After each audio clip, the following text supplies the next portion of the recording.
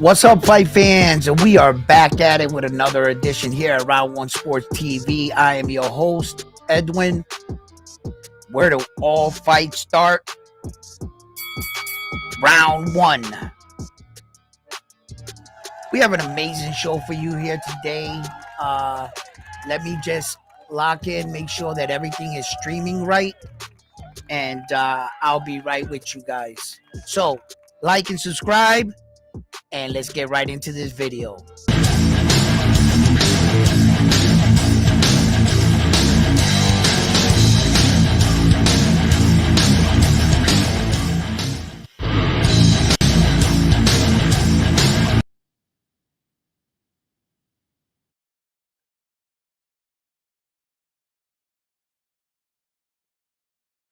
Let's see if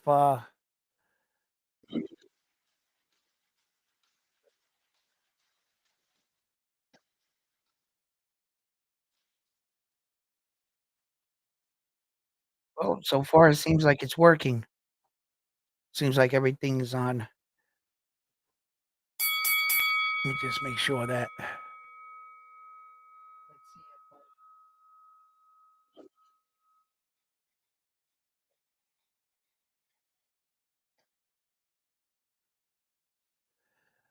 Why isn't?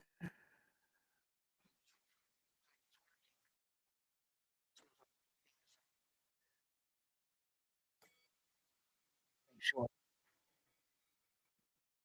All right. So everything's on. Because I think the other day my sound effects weren't working. Uh, we have a lot to talk about right now in the sport of boxing and the world itself in general. Just coming off of this cold, I'm still feeling a little bit of it, but um, for the most part, I feel better. I wanted to get up and get on and talk some boxing and apparently what's going on in this world, man. That's why I don't watch the news a lot. I got up and I saw this horrific um coward act in New Orleans, I believe it was, where a man took a truck and ran over some people in New Year's Eve out there enjoying their times with their loved ones and their family. And meanwhile, this guy is, you know, um, when you see things like this, right? A lot of evil thoughts start to enter my head. Right away, I want to say things that perhaps won't be the best. It's definitely not going to come out of my mouth like, you know, um, heartwarming after seeing something like that, right? So, you know, um, look, I'm about to just say something, but I'm going to say hypothetically, right? Don't nobody do what I say or because there are consequences and repercussions to everything in life and you will be throwing your life away and there are penalties to everything in life no matter what a person does. We have a justice system that works and the men and women will bring justice. So but as far as like emotions and anger and watching something like this unfold, you know um you know, there were a lot of things I've seen in a lot of top stories. I witnessed a story one time not too long ago about some police officers shooting some black American young man. And he shot and killed him. And his father, I guess, went out and killed the cop's daughter at her like sweet 16s or something, or homecoming, or I remember bits and pieces of this. And then that happened. And that opened my eyes to another avenue of way people could deal with things in life. And quickly, when I saw that story, I was just like, man, those 12 families should go after his. Like, because in life, when you do things, there are penalties to things. and then you get anger and rage, and revenge ain't always the way. It's not always the way, but uh sometimes it seems like at the time, I guess it would be the answer. But don't throw your life away, your family's life, and do anything crazy. They already got him. I'm pretty sure they're gonna deal with him. They're considering it a terrorist act in America. If that's a terrorist act, he could be put to sleep by lethal injection. Yeah. Um. So I don't know. It's just you see that and you're like, man, if that happened to my kid or my family, but right away, guys, like, listen, uh, you just gotta pray, man. You gotta pray and you gotta learn to stay the course. It's just hard. It's just hard when you see something like that because America has me waking up every day. I don't know about you guys, but I wake up every day and it seems like I'm mad at the world or I'm fighting some kind of fight inside of my head, whether I go to sleep or I wake up. I'm starting to notice that. I'm starting to notice a pattern of all this anger inside of my head. Then I turn on the TV and this is what I see. More anger gets put into my head. It's like they're building us to like rebel or something. It's like they want us to rise up or something so that they could finally like do away with us and then start their new world order or something. And it's tough to fight situations like this, but in times like this, we need each other. My prayers go out to all the families that were involved in that horrific altercation. I have no words. I have no words. Just all anger inside of me, you know. Um, and I don't know how to feel or say anything. I really don't. I try to be careful with my words. My anger wants to overpower me with this little bit of, microphone I have in front of my face with this little bit of audience. And sometimes I think that I want to tackle on life's problems. But just know that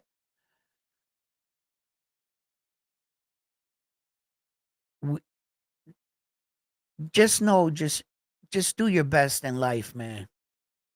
And be careful what you pick and choose to throw your life over, because life goes on and you only have one. Make the best of it. Make the best of it.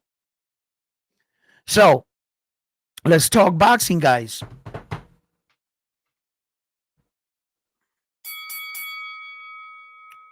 Well, there has been a lot said about this Terence Crawford fight with Saul Canelo Alvarez, and every day more and more it's leaning towards it's gonna happen.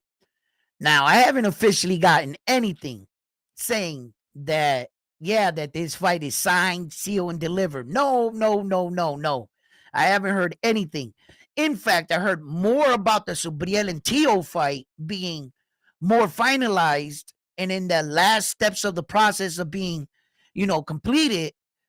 It's further along, I believe, than the Subriel and Terence Crawford situation. So, and we have another big fight still coming, Naoya Inoue and Sam Goodman's. So there's a lot of fighting. There's going to be a lot of moving parts that we can talk about. We also going to supposedly have Tank Davis in March. So we're going to see where boxing is headed. There's some amazing cards being announced. The Arthur Benavidez and they're running it back. Their fight card is amazing if it holds to be together. As you can see on the David Morale and David Benavidez, there are fights being still added onto the card, where Jose the Monster David Benavidez, his older brother, just recently got put onto the card. So there are still fights being made. There are still cards being ironed out. There are people being removed off cards, and there are people being placed on cards. As we saw that um Ortiz was supposed to fight, but that got pulled off the card. We all believe we know why that got pulled off the card. We believe that they're entertaining a bigger fight card and a bigger fight for both fighters. You know what I mean? So, you know, and it goes to speak to Israel Matias, the opponent that Terence Crawford just recently came up against, and how fast he's getting back in the ring already, and where his future lies off of the loss coming off of Terence Crawford. But many boxing fans gave him the credit and the boxing nod for going 12 rounds with arguably the best pound for pound fighter we have in the world today. So let's talk about that. A lot of people are saying, even Tim Bradley, they have him. They have him on audio, right? Saying that Terence Crawford is going to beat the brakes off of Saul Canelo Alvarez. That Terence Crawford is going to beat him. And he didn't say, I wish he would have said just beat him. No. The man doubled down and said he going to beat the brakes off of Saul. Now, I find that real hard to believe. I find that extremely hard to believe. When you got Saul Canelo Alvarez, he's also a pound for pound fighter. Fun fact, right? Since Saul Canelo Alvarez's reign, right? You can look this up. He hasn't beaten one pound for pound fighter in his career. And I'll be right here. And I repeat, Saul Canelo Alvarez has not beaten a top pound for pound fighter, like top 10, I guess you could say. No one on Saul Canelo Alvarez's list has ever been on a pound for pound list that he went up against and that he beat. He went up against, I guess you would say, some pound for pound fighters, but every fighter that he went up that was on a pound for pound list, he lost to. Demetrius Bivol was on a pound for pound list at the time they came in, I think. He might have been ranked down there low, but I think he was on the list, and he beat Saul. Floyd, he lived on the list, right? And he lost to him. So I also bring that into the equation that I'm like, wait a minute, Saul. You're tough, you're durable, you're strong, you're a great fighter.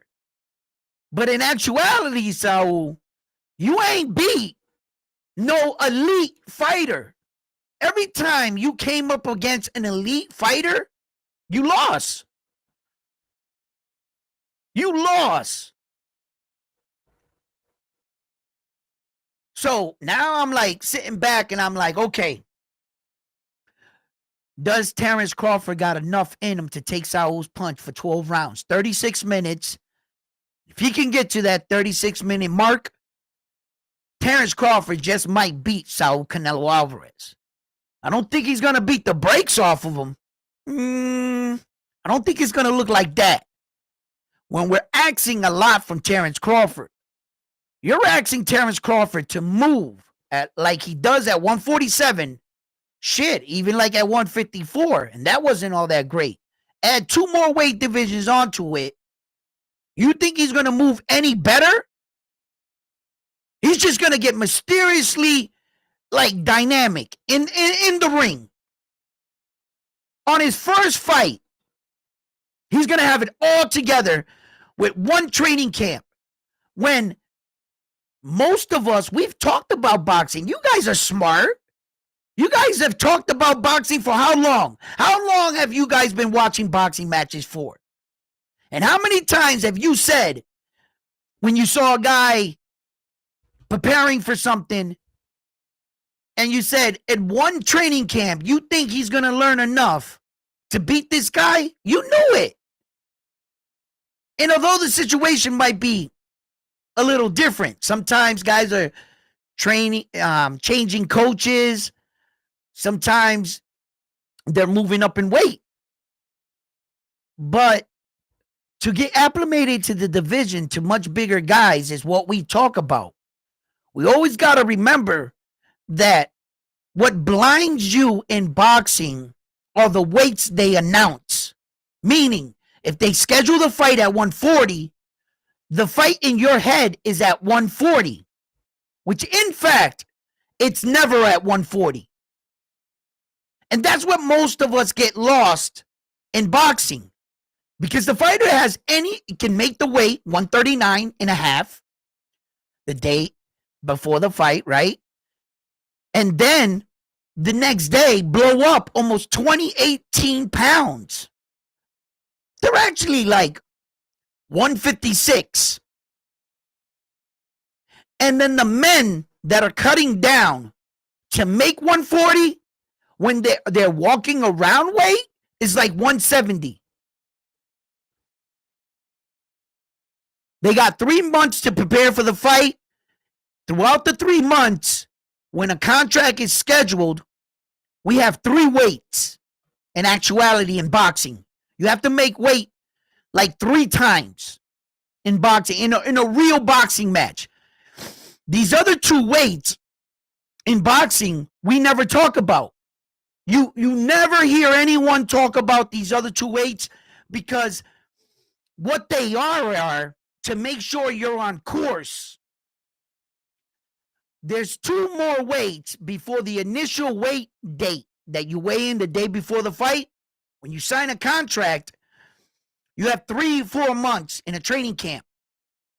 By 2 months or whatever, you have to get on a scale, and they got a videotape. You got to submit that in to let the boxing athletic committee know you're on track to making this fight, that they're building a big venue about you, and they want to make sure that you're a professional and that you're going to show up. Because there was a lot of people that bought tickets, flew in from out of town, hotels, and they want to make sure that you're on, just in case anything goes wrong, they can get a replacement. So 14 days leading out from the fight, you got to get on the scale. Or I think it's 10 days. You got to get on the scale. I forget. I've been out that part of the game for a little while. So then you got to make that weight. You got to be anywhere between 14 pounds, 13 pounds to the alleged weight. You got to have already cut down that much to be right there. You film that with your coach or whatever in the morning. You send it to them. You let them know that you're on schedule.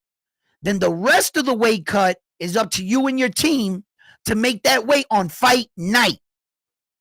So say we signed the contract. I think this goes for every boxer that fights for a belt or, big fights. There's 3 weights in actuality, but no one ever brings up, because they're not really, they're important. Remember Jake Paul pulled out on that fight with the brother, I forgot what his name was. And Jake Paul said he canceled the fight because he didn't make the 10-day wait. And the dude was like, yo, you didn't even give me the opportunity to make it. And we all saw Jake Paul just wanted to back out on the fight because the numbers guys say, Jake Paul, you ain't winning this fight.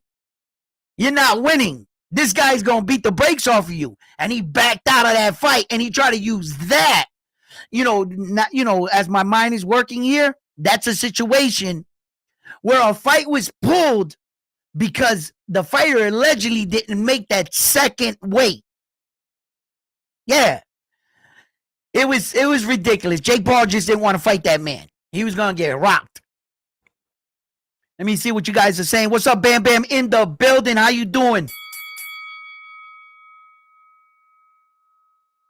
Happy New Year's.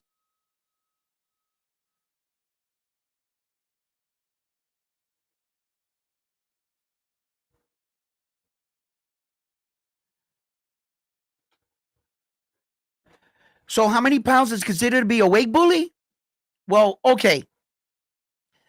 The thing is this with the weight cutting and the weight bullying situation, that in actuality, weight cutting is an art.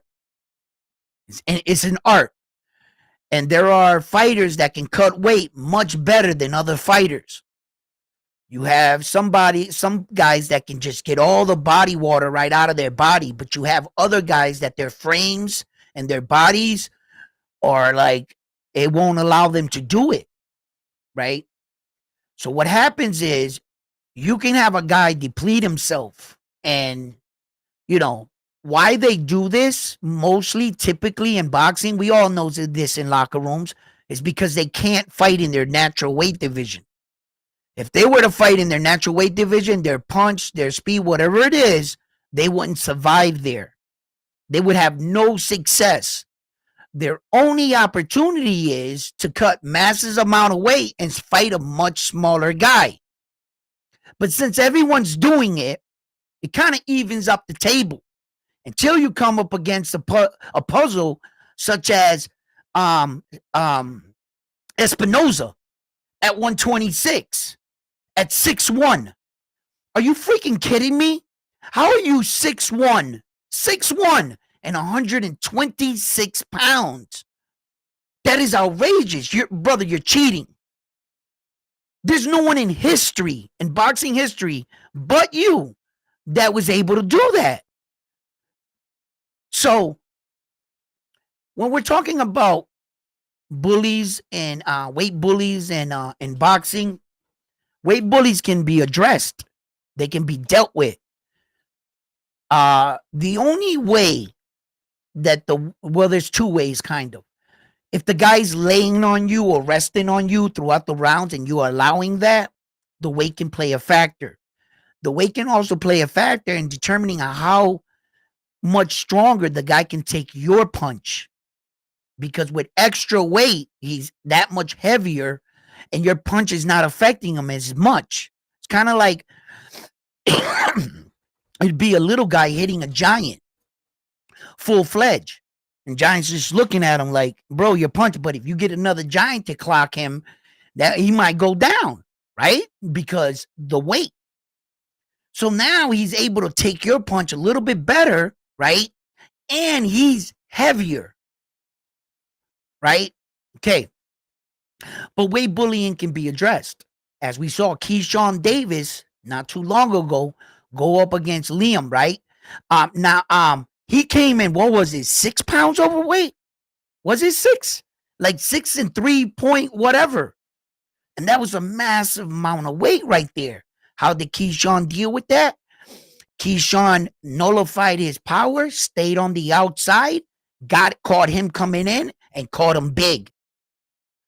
All that 6 pound weight didn't come into effect. Keyshawn didn't let him sit on him. Keyshawn blocked his shots. He fought the right way when you fight a weight bully. Just like that. And Keyshawn hit him on the button, turned his lights out. Pounds are just numbers. Losing 7 pounds in 2 weeks is difficult. Imagine 18 pounds. Listen, shit. When I was younger, I can run down the street and lose a pound. When I was younger, it was hard for me to actually gain weight. But to lose weight, shit, I can lose 12 pounds like that, cutting weight in one day. 10 pounds, that was nothing.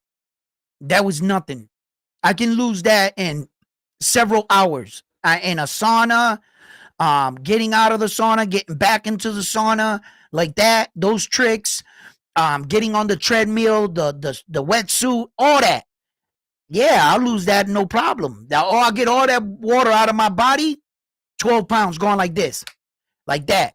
And then when I was younger, you see, it was different in the amateurs. In the amateurs, it was dangerous. I didn't realize how dangerous it was, the way they were doing it in comparison to the way we do it today. In the amateurs, you weigh in on that day and you fight that day. You come in early, afternoon, 10 or whatever, you weigh in. You're going to fight on that night at 6 o'clock, 8 o'clock at night in that little venue that they got together. So in the amateurs, it was a lot dangerous because this is what happens when you cut weight. It's not good for you. When you release all the water out of your body, the last organ in the human body to take water back in is your brain. And it's the first organ to release all its water. It's the first one. So when you're cutting weight, all the water comes out of your brain first. And why is that important? Because if you knock someone out that's dehydrated, the space between his skull and and the tissue, it gets wider. Let's say, I'm not saying it's this wide, but just for that you can understand it. It might look minuscule in your head, but let's say it was like this, right? The suction, when you take a punch, it goes, you go out. When your skull hits against here and makes a suction, that's how you get knocked out. When you're hydrated, properly hydrated, and you got all water, that's why it's hard to knock out fat dudes. Real big men can take big punches. They're always hydrated. They're fully replenished, like that, right? But when you get these guys to cut weight and they're doing it on the same night, they realize how dangerous that was.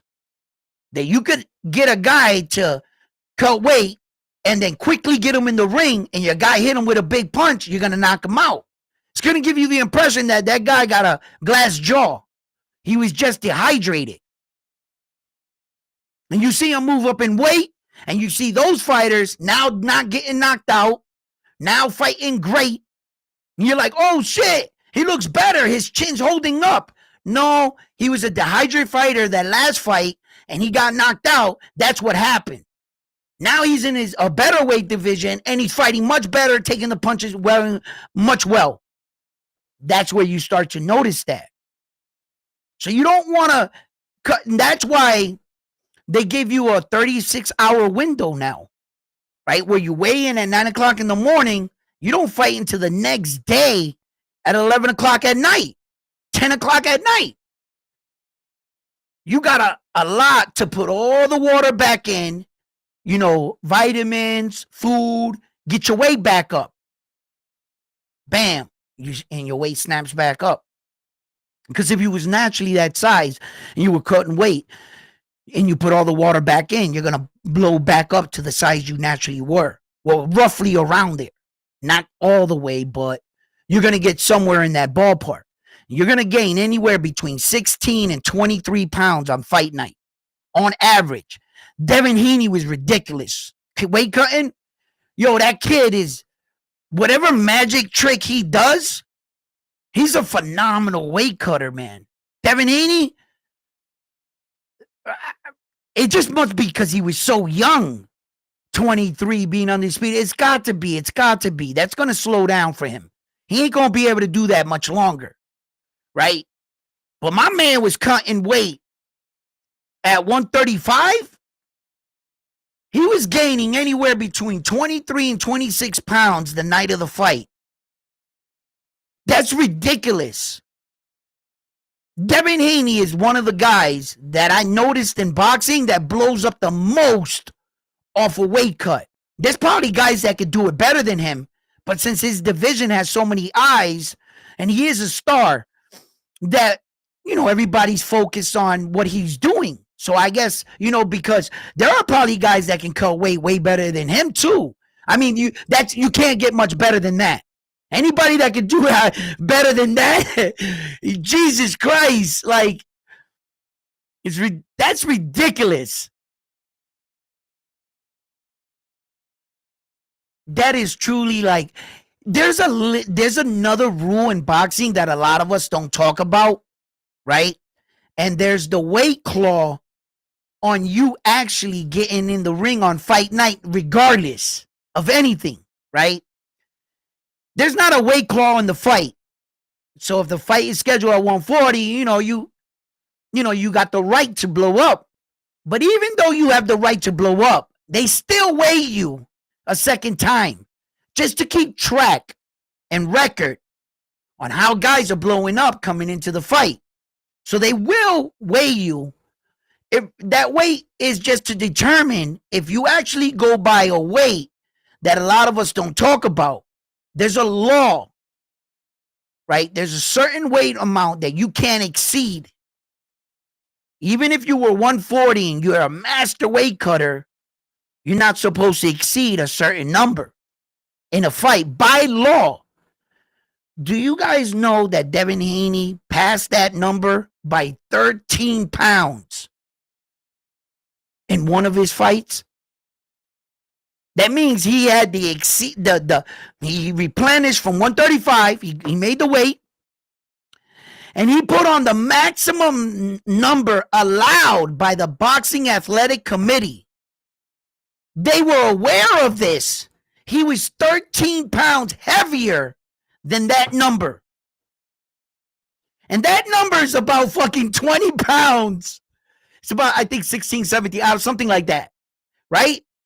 It's a large number from the original number, which is 135. He exceeded that number by 13 pounds. They used that argument when they were trying to change some rules in California. The Boxing Athletic Committee in California actually used Devin Haney as a layout of how fighters are doing this. They actually use him as an example in their case. They were like, look, he came in and they still sanctioned the fight. That man would have got hurt fighting Devin Haney that night. That would have been a problem. Somebody would have had a lot of things to question here. I'd rather just watch versus Schofield. I'd rather watch Canelo versus William Schofield for May. I would too. Tank has to move up and fight bigger guys. And, well, okay. They use, everyone bigger than Tank. Well, at 168, everyone's bigger than Crawford, but he picks the smaller guys. Well, okay, check this out, right? That thing with Tank, my man, who's this again? Bud's Boxing. What's up, Carlos? 1721.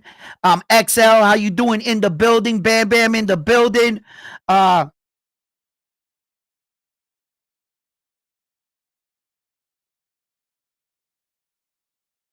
Mazda.com. I guess my eyes are bad, guys. You guys know this. I be trying to figure out the words. I'm gonna get glasses eventually. But listen, okay. Let me touch upon what you're saying, right? About Tank dragging little guys up and so forth, and Tank needs to move up. Here's the problem with that. We got lost somewhere in Tank's career, where that we the fans started asking a lot from him and expecting a lot from him. The problem was Tank's been telling me this the entire time. I, as a fan, I have not been listening to Tank. When I can go back and look at Tank's career and look at the interviews, he was saying belts don't matter. He didn't want these belts. He weren't going after them. He wasn't chasing legacies. He was chasing the bag. I had to realize at this moment that Tank's not a legacy fighter. He's not a championship fighter. He's a prize fighter. He's in this for the money. And there's a difference between prize fighting and championship fighting. And one of the biggest difference is me, the fan, wanting Tank to do things I expect him to do. It was never in Tank's agenda.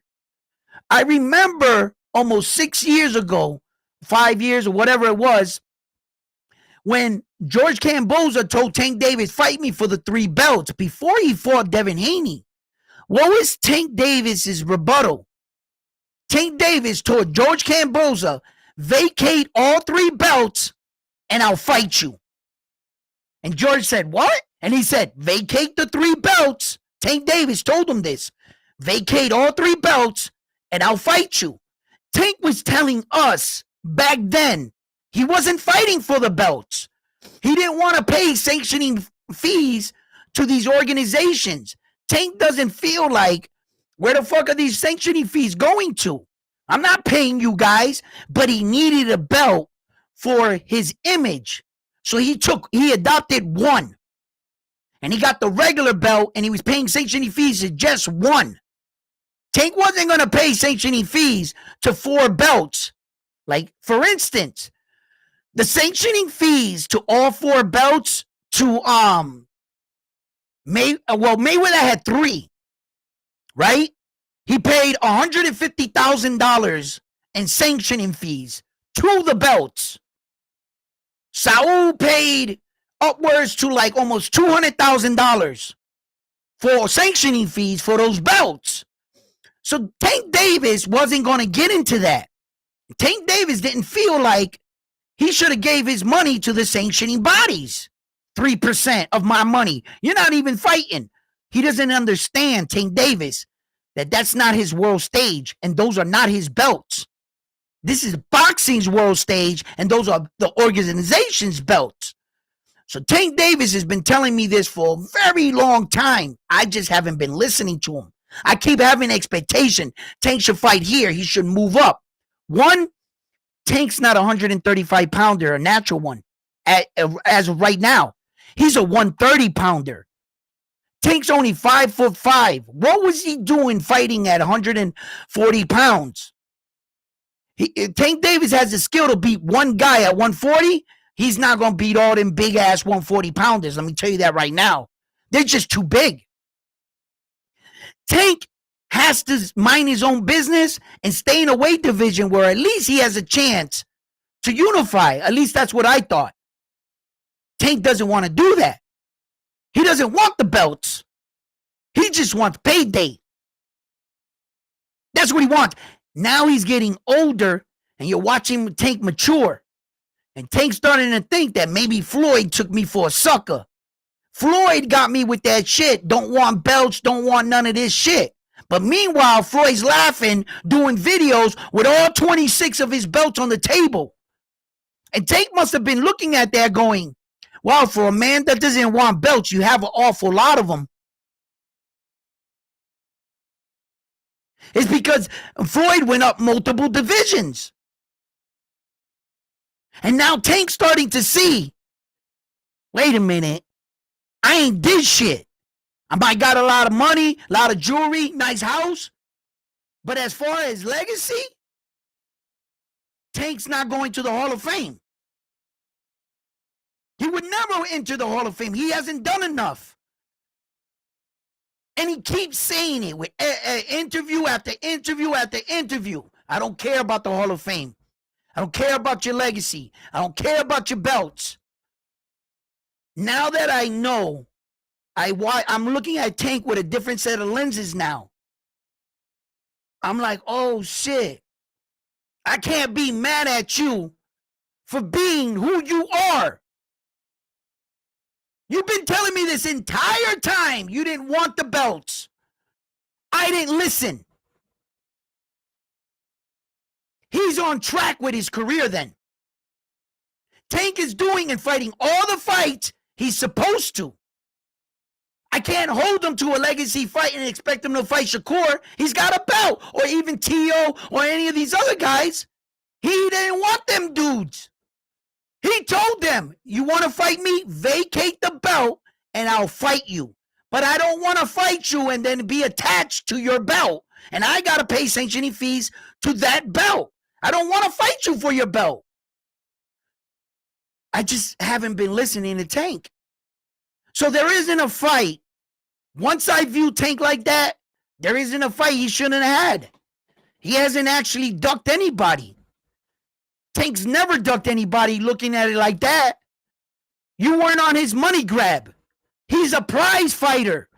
He's going to pick and choose his fights like a prize fighter does. That's exactly what he is. He's not a duck. He's not scared of anybody. He's a prize fighter. And a prize fighter doesn't get a star to fight him. Why? You got to pay him. Not even Ryan Garcia made money with Tank. Tank laughed. Ryan took everything. He said yes to everything. Ryan Garcia got on and said, man, I was a fool. I said yes to everything, to the weight claw, to the money, to everything, because Ryan Garcia is daring to be great. Not Tank. Tank's just suckering these dudes out, giving them peanuts. People were like, oh, he paid Frank the Ghost Martin. Bullshit. Oh, Frank walked out with like 6-8 million. Those are the peanuts I'm talking about. That's peanuts compared to what Tank walked away with. Like crumbs. That's not even close to even 25% split. But yeah, you're talking like he paid Frank the Ghost Martin. Yeah, it might be the most money he made ever, right? But what did Tank walk away with? You got to think about that. Every fight, Tank walked away with the bag. What did his opponent walk away with? Crumbs. Compared to him, crumbs. He was barely feeding them boys. Not for the live gate and pay-per-view I'm helping you get. Remember, there's two of us in this ring. Yeah, you might be the star, but I got the supporting role. Pay me. He ain't paying none of them boys. He never has. And that's when I was like, oh, shit. All right, Tank, I see you. I see exactly who you are, brother. Keep doing you then. I'm not going to put any expectations on the man, and I'm not going to hold him to nothing. The only thing I can expect is when's the next time I'm going to see him. It really doesn't matter who's in the ring with anymore because he's not going to give me that. He's telling me he's not going to give me that. So I'm just watching him because he's explosive. I'm going to watch him get the bag for the remaining of his career, but at least he was honest. At least Tank Davis was really honest. He was fighting a lot of criticism and hundreds and thousands of fans demanding and request that he take his career on different roads and demand that he fight the fighters they wanted. When Tank Davis was there the whole time telling me, brother, I don't care what any of y'all think. I'm doing me. And it finally fucking hit me, man. I couldn't believe why I couldn't see him for what he was. It finally hit me. I was like, this dude's a prize fighter.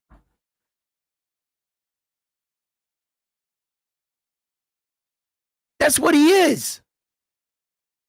I was like, shit. I was like, man, I kept pushing this dude for legacy, talking him up with this belt, that belt, man. I was just like, wow.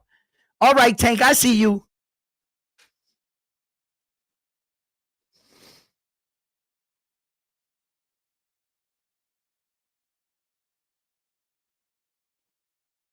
Yeah.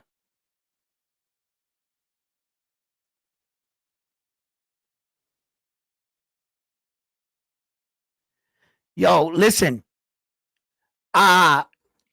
Competitive sports is a mother. Right? Right? Real power. Competitive sports is a mother, right? Mazda. Because every advantage to every fight, fighters will take it. There's an interview on YouTube, a video of Tank acknowledging that Ryan Garcia suffered a rib injury in his training camp. The guy that gave him the rib injury came over to Tank's camp and informed him about Ryan's rib injury and that the doctor told him he should pull out of the fight. Okay? When Tank Davis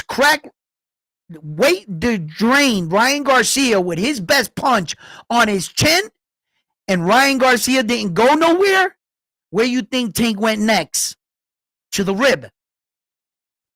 He punched Ryan Garcia flush, and Ryan Garcia got up off the mat. He sat him down. He hit him with that jaw. Ryan got down, and then Tank must have thought in his head, anybody else I hit with that shot, he was going to sleep. This man got up. Not only did he get up, Tank Davis revealed this later. They said, hey, Tank, Real talk. Who's the hardest puncher you ever came up against? He said, no bullshit, Ryan Garcia. He said, I ain't never been hit that hard in my life.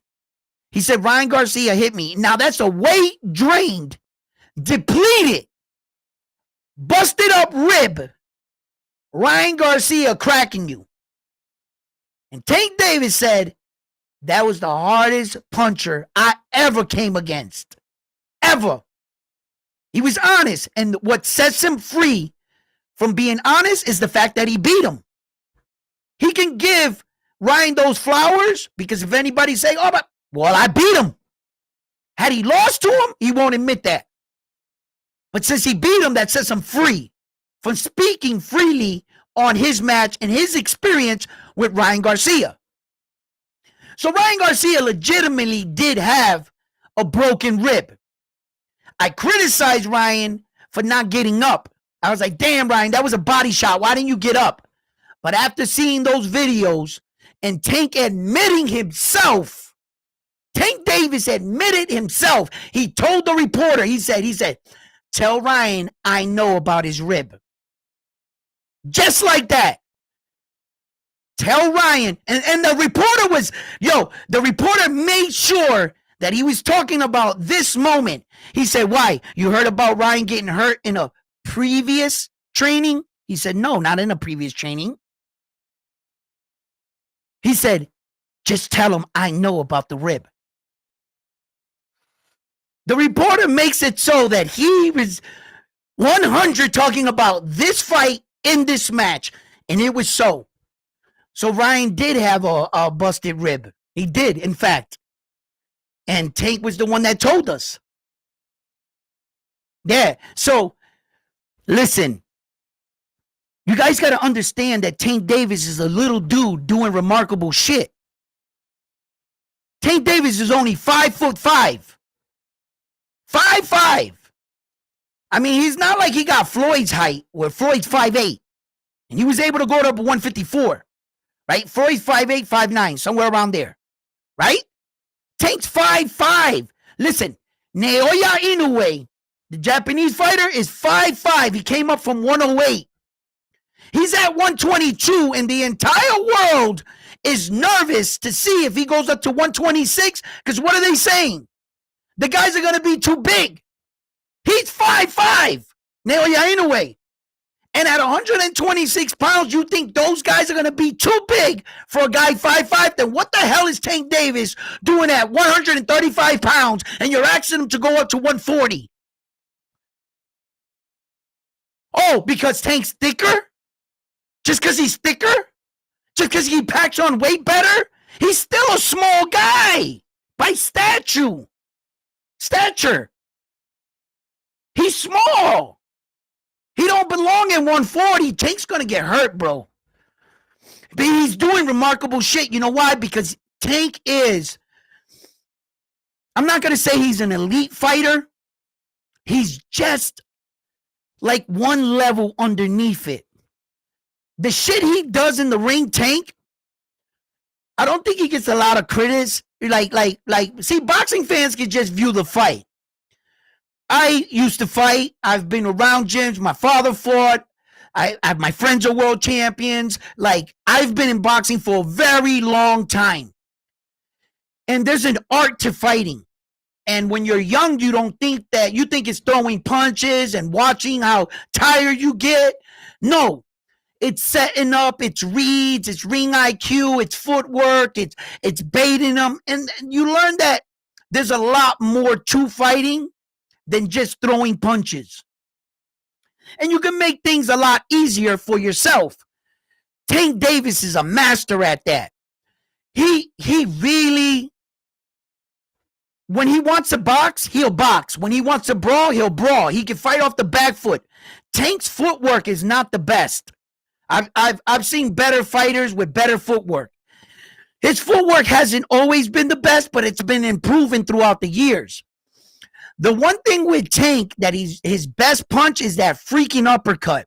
He's accurate as hell with it. He'll find your chin with that uppercut.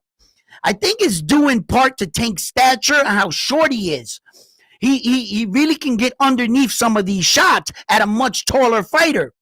When you saw him fight Isaac Pitbull Cruz, what gave Tank Davis a lot of problems is that for the first time in his career, the guy was shorter than him. He didn't know how to fight a short guy.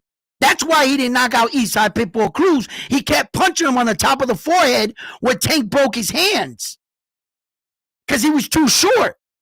But when you got a guy taller, Tank can fight those guys. I just need to see him fight a better quality of fighter. Yeah, you're doing that against these guys, Tank. You know, and Leo Santa Cruz is nothing to frown on. Leo Santa Cruz is a 3-division world champion. Nobody's ever done that to Leo Santa Cruz. You know, Yuri Gamboa, I think Terence Crawford gave him his first loss. Then Tank gave him another loss. He was at the tail end, but he was a good boxer, Cuban boxer. You saw how Tank was just ripping through those punches, slipping the punches. Tank was like, he was boxing with him. So you could see that Tank's counter ability is on point. Tank can box. Tank can fight off the back foot. Tank got power. Tank is accurate. Tank's vision and his reads of how he reads the guy. What taught me that Tank can make really good reads in fights was the Mario Barrio fight. According to the unofficial scorecard, he was losing, and Tank, he never lost composure. He never got anxious. He knew what he was going to do. He knew he had Mario Barrio. He's the only one that knew it in the entire ring, but he knew it. And that goes to speak to his ring IQ, his confidence, his execution. He's pretty good, man, when it comes to that. I just got to see if he's the real deal. I have to know. I got to know, Tank, if you're the real deal. Fight these top guys. Please, silence these people. I know you don't want to do it for the belts. Maybe fight them at a catch weight, 1 pound heavier, and the belt's not on the line, Tank. Have you ever thought of that? As a possibility with these guys, if you didn't want to fight for their belts and get stuck with the belts paying sanctioning fees, well, then tell them I'll fight you 1 pound heavier. That way your belt's not on the line. We could fight and you could keep your belt. If that's what it is, Tank. But make a way that you can fight these big fights. And at the end of your career, just prove it to the people that you were him. Because if right now, we can see you're him. We just can't give you the credit. At least I can't. I just can't give Tank credit for something he hasn't done. I think he has the potential of doing it. Yes. And I think he's better than all those fighters there. Shakur, Loma, Keyshawn will probably be the only guys that give him a good fight in that weight division. But I can't say Tank Davis definitively is the best. He hasn't given me that. I don't think by boxing standards he should be able to be awarded that, or he's deserving of those titles, like the names, the best, the most elite. Yeah, you make the most money. Yeah, you got a big draw. Yeah, but I don't think you can take those other titles, and I don't think we should give them to him. He's never worked for them. He never wanted them, period. So it wouldn't be something that would affect them saying, oh, yeah, this you never wanted this, Tank. So in those regards, let me catch up to your messages. Let me read some of your messages now. What's up, guys?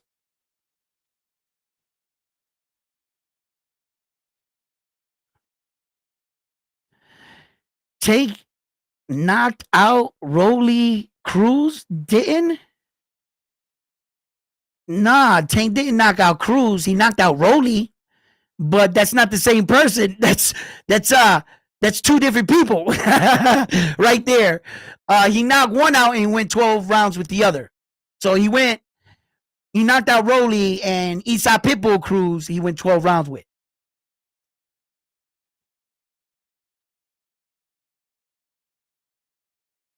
Round one, what do you got against Tank? That I fucking expect a lot from him? That I like him a lot as a fighter? I'm critical to him, and I be critical on him maybe because maybe something I say or something, I light a fire in his eye and he'll shut these fucking people up one day. Fucking love Tank, bro. But I got backed into a corner where fans were kept saying, telling me, "Who did he fight? Who did he fight?" And my boxing intuition wouldn't let me lie anymore. I was put in a corner by boxing fans, and they were just kept asking me, "If you think Tank Davis is that good, Edwin, and you keep talking about Tank Davis like he's all this, just tell me who he fought." And I'm sitting here just, I can't, I can't lie anymore. And I couldn't. I was just like, you guys are right, man. I need him to fight some of these guys, but don't ever take me being critical as me not liking one of my favorite fighters in the world, because you would be sadly mistaken. You don't talk up your son because you expected more from him, right? You tell your son, "No, I expect more from you. I know you could do better," to your son. You don't come home with an F and you're like, "You know what? Go play video games. You did good. You gave it your all. Matter of fact, go hang out with your friends." No, you expect more from him. I expect more from Tank Davis. I like everything about the man, bro. I like his ferocity, his intensity. I love that he brings his excitement, blood. If he got you hurt, he's going in for the kill. I like him as a warrior. Everything he's shown us. I just wish he would shut these people up. And anything I said about Tank Davis, just rewind the tape and let me know where I went wrong, that I talked shit about him. Not once. All I pointed out were exactly what I believe he is, a prize fighter. And I pointed out a lot of situations he actually was in. Is that talking shit? Did I say at any point that Tank Davis sucked? Did I say at any point that he was garbage or that this, that, and that he's fake? And none of that. Not once. So it goes to show the selective hearing, or somebody walking into my channel late and probably catching me in between something me talking about Tank and thinking, "Oh, this guy must hate Tank," where you weren't here for the whole video. You should have been watching from the beginning when I started breaking down that, in fact, he's probably one of my best fighters. Just expect a lot from him. I really do. He's fucking great, bro. He just gotta. He's got a man. He's not gonna go after these belts. Tank's been telling me for years. I just haven't been listening. Tank's been telling me. He just came out in the interview. He just said F the Hall of Fame and Legends. Yeah, Tank's frustrated with the game. He wants to walk away. He never wanted none of this shit. He just wanted to get his family out of poverty. He's a prize fighter. 100% prize fighter, Tank. Yeah. He's my dude, man. But I just wish he would fight these guys. Let me see what you guys are saying.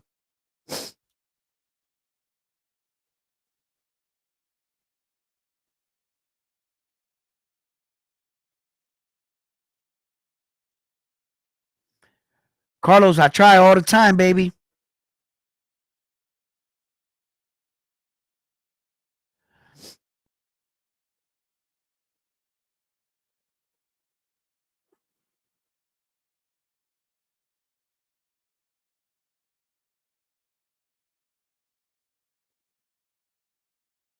Here's the problem with Crawford, Bud's boxing, right? Here's the problem with Terence Crawford, right? Terence Crawford is another fighter. I've done this already like 3 times on my channel. Not yesterday, but the day before that, I put up Crawford's boxing record. His entire boxing. I'll do it again. I will do it again for you because sometimes you can't just say shit on channels. Uh, it's better for you to show the people what you're talking about so that nobody can say you're talking shit about their favorite fighter because I'm not, right? Hold on. Okay, let me add a source. Yeah, that's what I had to do. We're going to get to the bottom of this. Let me show you guys firsthand what I'm talking about. Right? Talk is cheap, right, guys? Anybody can talk.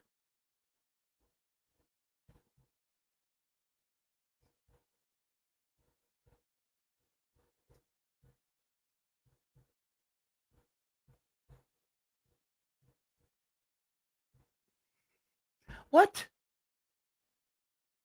This shit stopped typing. I should have looked up. I must have hit the thing. There it is. Bang. Okay, here we go. Let me lock this in. Okay. Here we go, guys. You know they say talk is cheap, right? Right? They say talk is cheap. Men lie, women lie, numbers don't. Are you guys with me? Are you with me? Okay. Real number facts. Here's Terence Crawford, my guy, American fighter, top pound for pound fighter in the world. 41 fights, 31 by knockout, no losses. He's currently ranked number one in the world. There are 2,171 registered fighters in his weight division. He is currently ranked number one. He has 245 rounds ring experience, a 75% knockout ratio. He is 37 years old, and that is Terence Bud Crawford, the one and only. Let's look at Terence Crawford's resume at what made Terence Crawford Terence Crawford. Now, out of 41 professional fights, we're going to skip by all his early fights. You know, like these fights, the 2-0, 1-8 debut fight. You know, we're going to miss all that. We're going to go right to the action. We're going to go right to what made Terence Crawford Terence Crawford.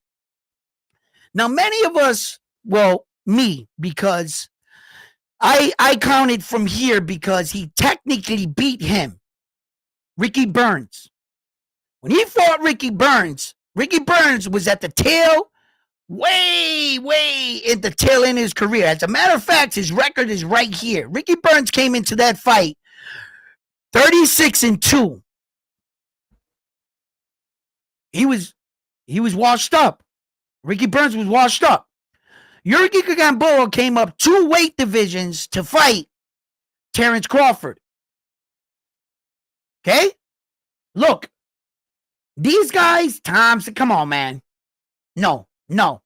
Victor Posto, good fighter. Okay fighter, I would say. He's a pretty good, decent fighter in his own right. But Victor Posto came into that fight an undefeated fighter with 28-0.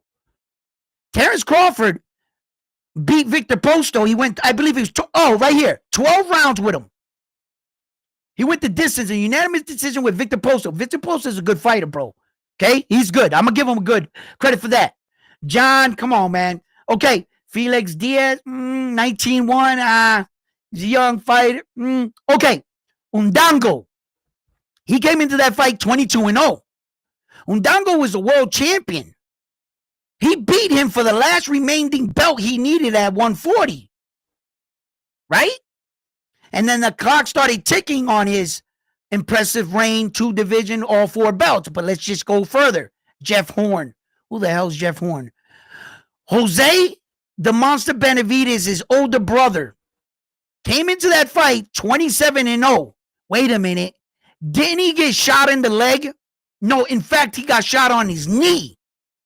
So he beat Jose Benavidez post-gunshot wound. Before that gunshot wound, he was undefeated. His first fight back from the gunshot wound, he fights Terence Crawford at this weight.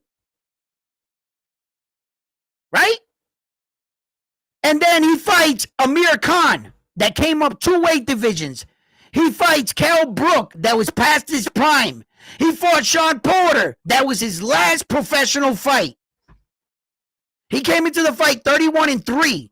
He fought an old ass Sean Porter and a broken, fractured bone, cracked Kell Brook that was getting beat by everybody, right?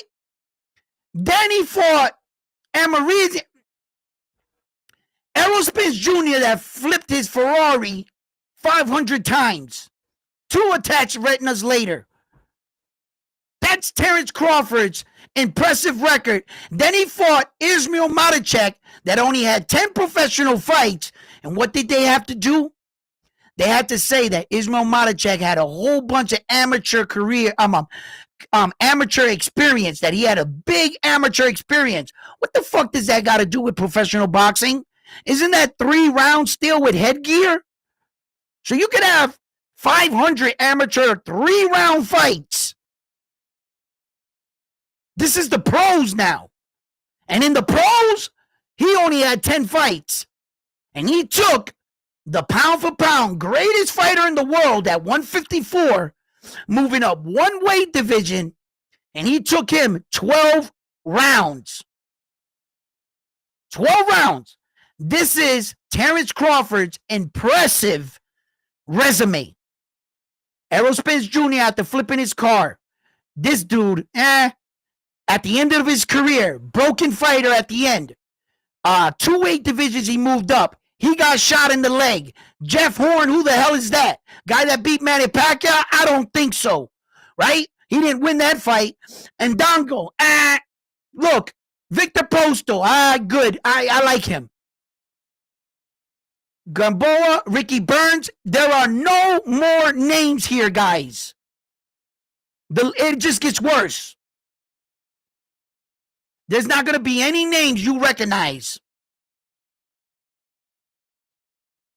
And look at the massive losing streaks these guys were coming into the fights fighting Terence Crawford. For instance, this guy right here, he was coming off a 6-fight losing streak. This guy won his last 5 consecutive losses. 5 consecutive losses and a fucking no contest. All the red dots means that fighter was coming off losses. When you got the green one, he was coming in off his last win. But this is early in his career.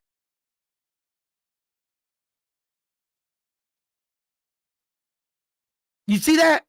You understand? Now, this is when you start fighting top tier opponents. This guy was coming off a massive winning streak. See, it gets better for him. See? So I don't want you to think he was just fighting bums the whole time. No, he was fighting a couple, great fighters. Look, massive winning streaks they were coming off of. See? So it's not like, Errol was a big one because, of his inactivity, and within 5 years, he fought 1 time or something, or 2. It was ridiculous. But this is Terence Crawford's resume, and this is why I want to bring this up, and this is why I want to show you. Although he is our guy, although he beat everybody I feel he needed to beat, I also talk about Terence Crawford's situation with Top Rank, where he was having promotional issues, and he was declaring, and he was telling the world, they're not getting me the fights I need. I'm not going to forget that. I'm not going to sit here and act like Terence Crawford wasn't on record going back and forth with Top Rank, accusing them of not promoting him well, not securing these fights, and then on top of that, you got to add 2 years with the corona epidemic. That in those times, you basically had to take whatever fight they had. Who was ready? Right? So there's a lot of factors in Terence. It doesn't mean that he's not as good as they're saying he is. Yes, my man is him. He had a lot of hiccups in his career, and there were a lot of outside factors that I do not just do away with. I know who Terence Crawford is. But haven't we seen this before? When do we learn our lesson as boxing fans? Didn't we watch Jamel Charlo get pulled up from 154 to Saul's weight? The exact same situation. What is difference between um the Charlo twin and Terence Crawford. If at one upon a time there was one point in time you were saying you wanted Terence Crawford to move up to fight the Charlo twin because the Charlo twin was big and strong. And you thought at one point that would have been a good fight. How good did the Charlo twin fare against Saul? What did he look like? Reality set in. That is truly Superman shit. You were asking a lot from that Charlo twin. And you're going to be asking a lot from Terence Crawford. Now, not all two fighters age the same. And not all two fighters have the same skills. Could Terence Crawford be the one to do some Superman shit? In a fantasy world, I would love to think of that. But in reality sets in, the deck is stacked against Terence Crawford. Terence Crawford is the older fighter. He's 37 years old. Saul's 34. You're fighting Saul Canelo Alvarez in his natural weight division, and they're blimping you up. You're the much smaller fighter coming to fight the bigger guy in his backyard. Everything's on Saul's side. What advantages does Terence Crawford have besides your opinion? Besides what your opinion on what you think he's going to do. Give me a real something that's on his side. Like a reality. Nothing is on Terence Crawford's side. And I'm supposed to ignore all these red flags. As a fan, I'm just, you know what? I can't go against Terence Crawford because I'm an American. I got to show my loyalty. My loyalty to who? My loyalty is to boxing. And to give you guys proper information. That's where my loyalty stands. It doesn't stand to one in particular boxer. I don't know how many times I got to say that. My loyalty is to boxing. I have no friends. I'm going to cover it the way I see it. And this is a fucking sham. And they're trying to dress it to me on how they're going to beat my American fighter. I don't like it. I don't like that they had to cheat him to beat him. Why couldn't they just leave Terence Crawford fighting at 154 and let him... Listen, at 154, I think he'll have problems. What makes me think he's going to fight the best 168 fighter and just wipe him down?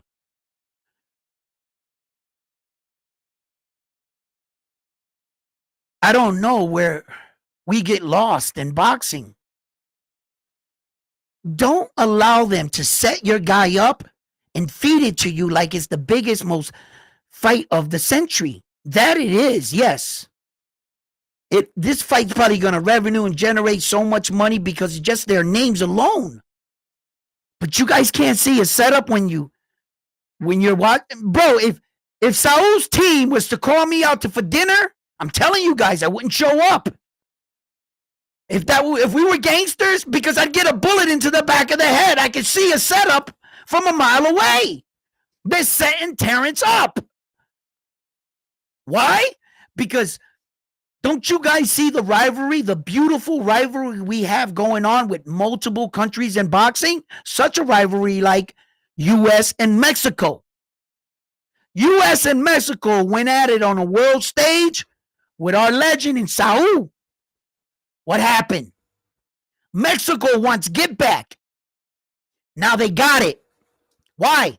They got the chance to take the O away from one of our top guys that was already riding into the sunset. He had already went through the majority of his career undefeated. You know what they did? These dirty mother... They put so much money in front of his face that he couldn't say no.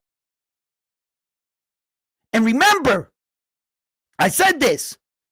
Terence was poking him, Saul. Saul didn't say, I want to fight Terence Crawford. Terence Crawford asked to fight him. And I said this.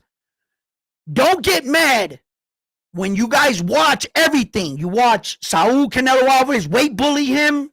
You watch Saul Canelo Alvarez have all the advantages. Terence doesn't look like himself. And you guys recognize that he was set up from the beginning. Not a word after he gets beat. Not one word. Everybody needs to be congratulating Saul because why? Because all of you wanted this fight. And all of you were behind it. And all of you are the reason why my American guy got a chance of losing his own and not even in his own weight division, minding his own business. You have no business up there. Stay where you're at. No. But you got to beat my guy like that. You got to cheat him to beat him. You couldn't beat Terence in his natural weight division, could you? No, you couldn't beat him. You couldn't find somebody to whoop his ass, huh? So now you got to set him up. Yo, I hope Terence beats the shit out of him. I hope Terence comes in there, bro. Yo, I hope Terence shows up. And the boxing gods give him all the fucking, fight that he has just to make it a fight. Win, lose, or draw. Because I would like him to be even. I'm not against Saul neither, right? But I would like it to be on a more even playing field. Where that I didn't feel like Saul had all the benefits. And I'm relying solely on Terence Crawford's skill. Come on, man. What the... I seen this story before. I seen how you set Charlo up. I seen you guys set Charlo, and you guys made him look bad, bro. So bad, in fact, he walked away from the sport.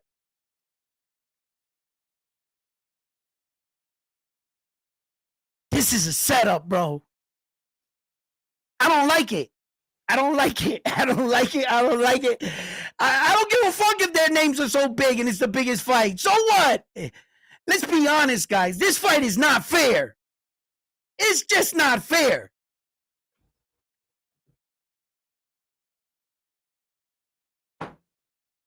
That would like you be dragging up Bam Bam Rodriguez to fight Naoya Inoue. Hell no, I wouldn't accept that. You're not going to drag up that little Mexican dude. He's doing fucking great down there in his weight division, 115. I don't care if he's good. Why are you guys always talking up these fighters to make him do Superman shit? Let him be the champion he is in his own weight division. Don't drag Bam Bam Rodriguez all the way up there. When Naoya Inoue beats the shit out of him, I'm not gonna count it for Naoya Inoue. No. That's not gonna be a fair fight for Bam. Get somebody his own size, man. If you want to move up, hey. But these smaller guys, when Devin beat Loma, we all saw it on fight night. How much bigger Devin was from Loma. Loma didn't belong at 135. He's a natural 130 pounder. There's another example of a guy that was stretching himself out for the big fights. Some of these situations, I don't like them because these guys are only taking the fight because the advantage is on their side. And I'm looking at it from the outside in saying, how the fuck are you guys selling me that this is a fair matchup? This is not a fair matchup. What's up, guys?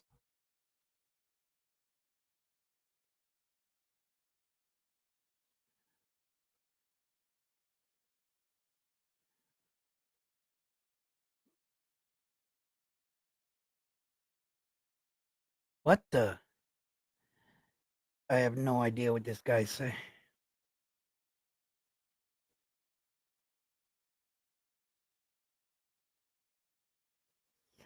What the fuck this is? I don't know.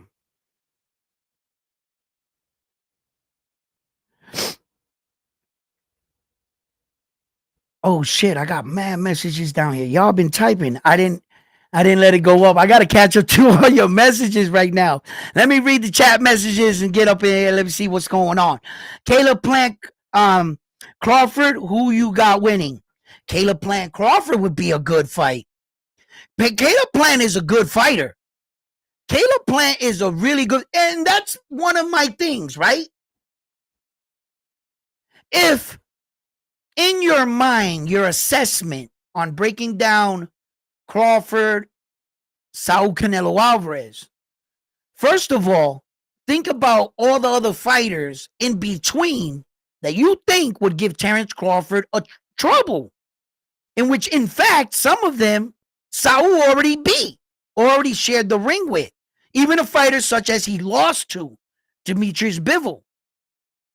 Do I think Terence Crawford can beat Demetrius Bivol? Or do I think Demetrius Bivol would stop Terence Crawford? Well, I saw Demetrius Bivol fight smaller Saul Canelo Alvarez as his weight division at 175 and take big punches from a 175 pounder, not a 147 pounder, a 175 pounder. And he couldn't even drop Saul. He didn't stop Saul.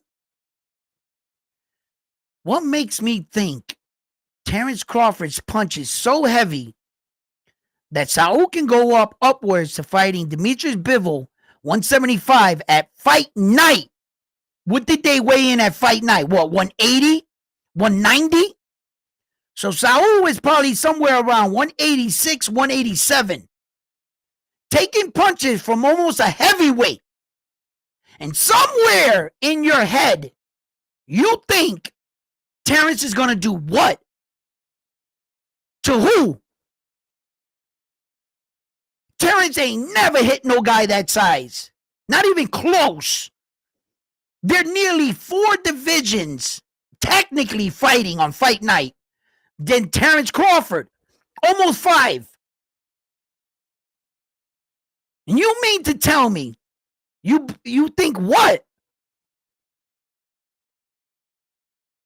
Terence Crawford's going to hit who with what? Something that Saul ain't never felt before? No, I think Saul been cracked by big dudes. Mind you, that is not the first time Saul fought at 175. It's not the first time. He won one and lost one. The odds are stacked against Terence, guys. I'm trying to tell you guys, this is not an even fight. And at a time when you think skills can pay the bills, there have been guys that have been real skillful, that were able to pull things like this off. Yes. But that's not this situation. Be honest with yourselves, guys. I said this a year ago. Looks like Terence Crawford lost a step. I said that a year ago when I saw that he wasn't switching from lefty to righty as fluent. He didn't have that real hop in his step like he used to, that little burst. He seemed to cut that out of his fight and learn how to evade better and get to the target. It's called perfecting your craft, but also acknowledging that you might be getting slow in some areas, so tighten up in others. I said that a year ago. We're not talking about a young Terence Crawford where I could feel like his skills can pay the bills in this one. Not in this one. This is not going to be one of those cases. He's actually a year older than Floyd Mayweather when Floyd Mayweather came into his fight against young-ass Saul Canelo Alvarez, which was 23 years old, and Floyd was 36. Terence Crawford is 37 years old right now. Probably by the time he enters the ring with Saul, he'll be 38. You guys are asking a lot from this guy. You guys are not taking in everything. You guys are just seeing Terence Crawford's name. You've seen what he can do to a man, and you're sold. That's all you need to see as a fan. You're not taking in or bringing in any of the attributes, anything else. And you're not allowing yourself to see. That's why you get blindsided in life sometimes. You didn't see it coming. You didn't stop to see everything that was around you. But here at Round One Sports Talk, we got each other. Me, you, us, we gonna figure it out. And I'm gonna put it out there for you. Everything I talk about are things and issues, some facts, some opinions, and I put it out there for you. What do you think? What do you think? That's where I have this show. Let's talk about it. In fact, I said what I needed to say. I'll stay a little longer, but I'm going to drop the link. Anybody would like to come on, share your opinion, we can talk about it. Here at Round One Sports Talk, I want you to know I value your opinion. I'm not going to hit you and attack you. If we don't see eye to eye, we can discuss things. Don't have to swear at each other to get our points across, but we can argue our points passionately, or we could be on the same side. Or you could bring some education to the channel where that you want to share something with someone. However way you want to do it, I invite you as my guest. You can come on and we can talk about it. But yeah, let me get back to your messages and catch up to you. Why don't Bud and Turkey get together and send a contract offer to Skull? Well, maybe because Turkey is like a fight fan that doesn't really truly understand the ins and outs of boxing, and he thinks these guys are robots. He thinks just because one name has one name, oh, you guys should fight each other. Turkey thinks is as easy as that. Turkey's not respecting the game. Turkey's not respecting weight divisions. Turkey's not, he's not respecting any of this. He just thinks he put $1 in front of you and you guys should box like robots. And there should be no problems. He's not taking into effect that you're not dealing with a heavyweight fight. Most of Turkey's fights were big heavyweight guys where there's no weight claw. There's no weight cutting. It's just guys. And now he's under the impression, well, then if this guy can fight this guy 50 pounds heavier, Terence, you should have no problem fighting Saul. And that's a fucking lie. Because in those lower weight division, that's where the weight affects you. Once you pass 110, 115, yeah, you might be able to pack on a little bit of weight, but the human body is going to get knocked out regardless. You're not Superman. It's not like you gain weight and your knockout ability of taking forces punches increases. As a human, you're only going to be able to go so far. You'll be heavier, but you'll get knocked out just the same at 160 than you did at 120. You'll get knocked out just the same at that size because the human brain is only going to snap back like this so much and you're going to get knocked out. So at that size, weight matters a little bit because you could lay on the guy. Yeah.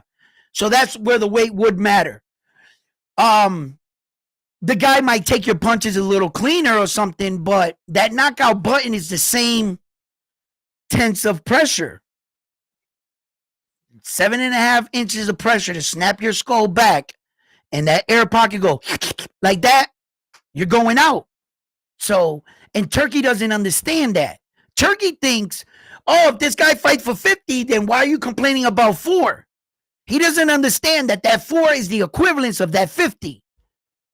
Turkey don't understand that. He doesn't understand boxing. So, not like us. We know this. We know that at that weight, what you guys are doing, you're cutting weight. Those 4 pounds are crucial. You guys are playing with the weight. At the heavyweight, they're not cutting. Everything's on the line. It's up in the front. Look, this is what I weigh. This is a cat and mouse game at those levels. Every pound counts.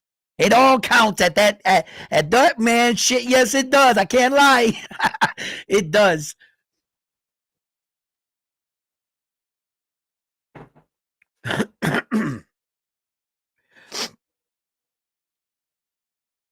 So 5'7" is bigger than 5'8", depending on what 5'7", right? Because I'm 5'8", right? But that's when on a tall day, when I'm lying, right? I'm truly 5'7.5". But if you ask me, I'm 5'8". So do you want me to tell you the truth about my height, or you want me to lie about it? So it's 5'7", like 5'8". Some guys lie about their height. So but the height difference, 5'7", 5'8" is the same. basically. 5'7", 5'9" is the same. 5'7", 5'10", I would consider it still the same. 5'7", 5'11", now you got a height advantage. When you saw Usyk at 6'4", they got him at 6'3". They want to make him seem shorter, right? Because they got the sympathy card on his. But he's actually, like, when you meet him, he's like 6'4", 6'5", Usyk, right? And Tyson Fury's 6'9". When they stood to each other, it was like this, where the height advantage didn't matter. It wasn't a height advantage like Roberto Ramirez versus Espinoza. That's a problem. It's not like Tim Tszyu versus Sebastian Fundora. That's a height problem. There's a problem there. You're too much taller than me. You see, it was like Isa Pitbull Cruz fighting Jose Valenzuela. It was just too noticeable. But when you got 5'7" and 5'8", you're talking maybe your forehead might be longer than mine's. Maybe your torso was just an inch longer than my torso. Maybe the inches from your legs to your thighs, where the inch can come from anywhere. It didn't come from, I know guys that were shorter that had longer reach. And I think the reach is more important than the height. You see? So, height, it depends. Reach is important. I concentrate on that number because if you're Sebastian Fundora and they go round one, ding, and I get snapped with a jab, and you're still standing on the other side of the ring, that's a problem. Yo, his range is crazy. It's crazy. Like you ever see Street Fighter with that long dude? Yo, literally, they round one, bing, I get hit with a jab. Bro, you ain't left your corner yet. Like, that's a problem. That's a problem. So, you know, at some of these things would be a problem. 4 pounds at some of these weight divisions when guys are cutting weight, it's dangerous. It's dangerous because you got to take the fact that he's cutting weight, bro. You both took all the water out of your body. That's not good for your liver, for your kidneys, for your functioning of your organs. That's not good for it. You're redraining all this water back in. You guys are playing a deadly game of roulette, actually, in boxing. One guy could come out there and hit a guy, and, you know, there was a gentleman that just lost his life in boxing, Paul Bamba. He won a WBA gold. Few days later, I think it was, on the 28th, he passed away. It's not been confirmed that he passed away from his injuries sustained in that match. That's the danger of cutting weight, man. First of all, the human body is not designed to take punches to the face. Let's just get that out of the way. We weren't built to smash each other's face in. I don't think our creators designed us to take punches. No. So it's dangerous. It's very, very, very dangerous. Yeah. That's why when Ryan Garcia came in 3.5 pounds overweight against Devin Haney, they had to call Devin Haney into an office. They had to alert Devin Haney just like they alerted Keyshawn Davis. And they told those fighters, listen, you will be paid, but you might not fight tonight. This guy wasn't a professional. He didn't make weight. So you have the right to pull out. Now, these fans came here to see you. They bought hotel tickets, everything. They're in the audience. They're actually sitting out there right now. Now, you can make the decision to pull out the fight on your fans. Take the money. And matter of fact, grab the microphone and go out there and tell them. Because he didn't make it, you decided not to fight. That puts a lot of pressure on these young men, don't you think? That's kind of not fair. Like in the moment, Devin Haney must have felt like he couldn't pull out of the fight. Even though at that opportunity he had the chance to, and he would have been in the right. Who was in the wrong? Ryan Garcia was in the wrong. Right? When they told Keyshawn Davis, yo, by the way, your sister was in a car accident. She's okay. She's on her way to make it here. But we're going to put your older brother in the main event slot because everybody that came out to see you, unfortunately, won't be able to see you to fight Keyshawn Davis because this guy came in an astounding 6 pounds overweight, Keyshawn. We don't want you to fight him. We're going to pay you, but the crowd is not going to, you're not going to have your night. This was your homecoming. Your fans are out there waiting for you. But Keyshawn, why don't you pull out of the fight? Because it's the right thing to do. Keyshawn, having the night, him, his family, all his brothers were on the card. Mom's was there. Sister got in a car accident. She's supposed to sing the national anthem. She made it there, sang it. Thank God nothing happened to her. Right? He had all these issues going on. And Keyshawn says, I want to go ahead with the fight.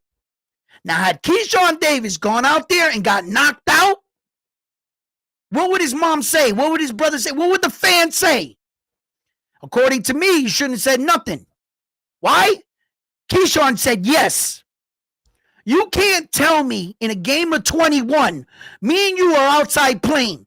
You're rocking me. You got 20, I got 5 points. I only scored 5 points. You need 1 point to win the game. I turn around and look at you on some sucker shit. I say to you, yo, next bucket wins. No matter what, next bucket wins. And you say yes. I sidestep, hit the shot, walk off.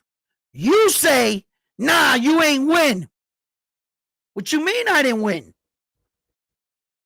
We agreed to next bucket wins. I hit the bucket. You want to back? Nah, you shouldn't have agreed to that. You should have told me right then and there. Hell no. You think I'm going to let you slide out of this with just one bucket? I'm kicking your ass. You're going to have to score all the buckets just like I did. Now man up and check the ball and take this ass whooping like a man.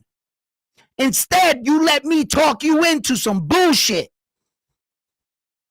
And then after you lose, you're going to try to don't say nothing. Not a word. You shouldn't have let me talk you into it. You're the one that went for the okie doke. And now that I beat you, shut it. Shh. Don't say nothing.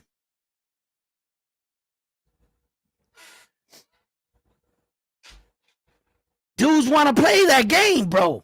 Nah, I'll take it. When they lose, nah, he's not a professional. He didn't make weight. Bro, don't bring that up. You were winning this entire thing. All you had to do was say, you know what? I'm not taking the fight. He's not a professional. Give me my money. I'm not fighting tonight. Come out the next day and shit on him. You got all the right in the world to do it. That guy, he's not a professional. Everybody needs to get on that guy. But once you take the fight, you were alerted to the circumstances. They didn't tell you after the fight, hey, Keyshawn Davis, did you know he came in 6 pounds overweight? That would be tricking you. But notifying you about something and then you going into it, how's that tricking you? Let's see what you guys got to say. I got to move up on these chats. Okay.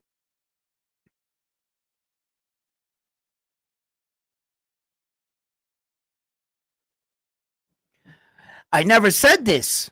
What are you talking about?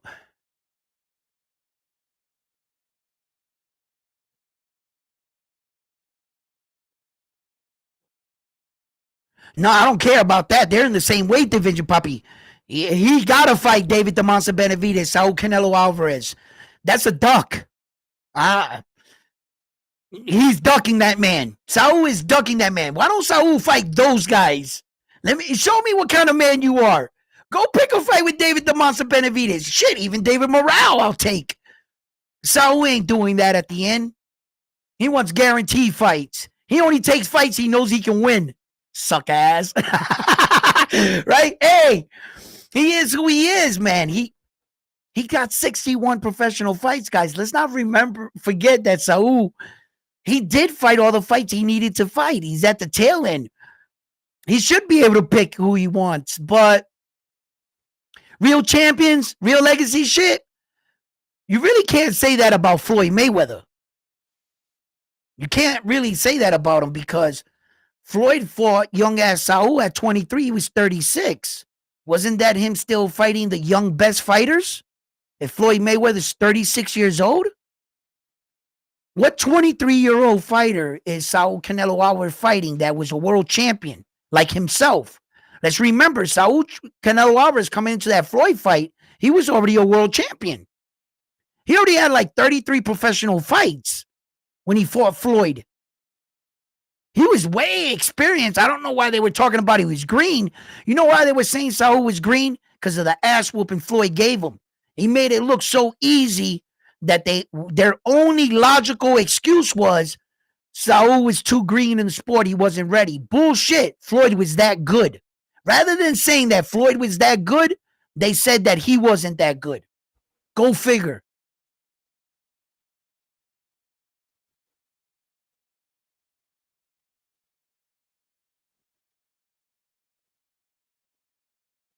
What?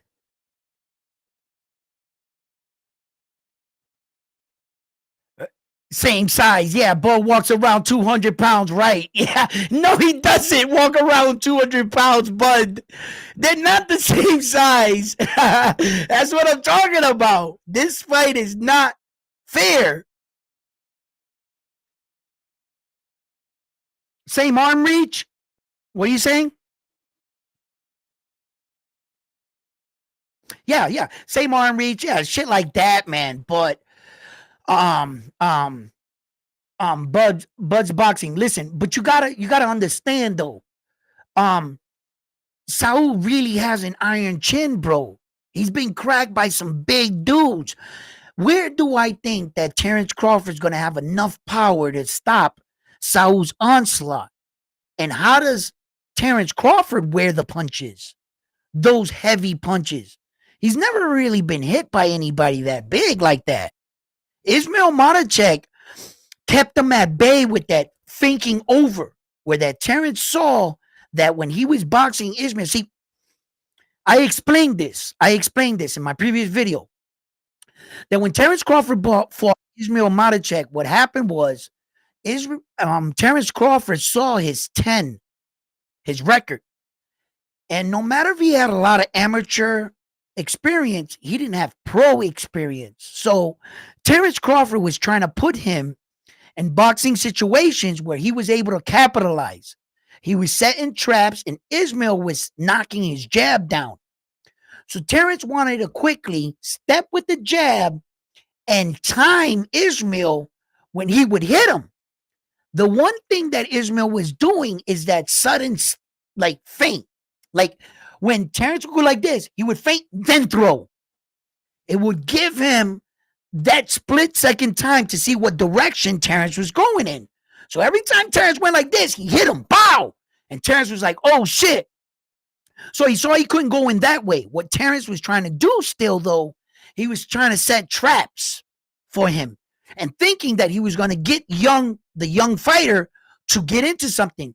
Ismail's patience for 36 rounds, his composure, he didn't overreact. He didn't bite on any of his feints.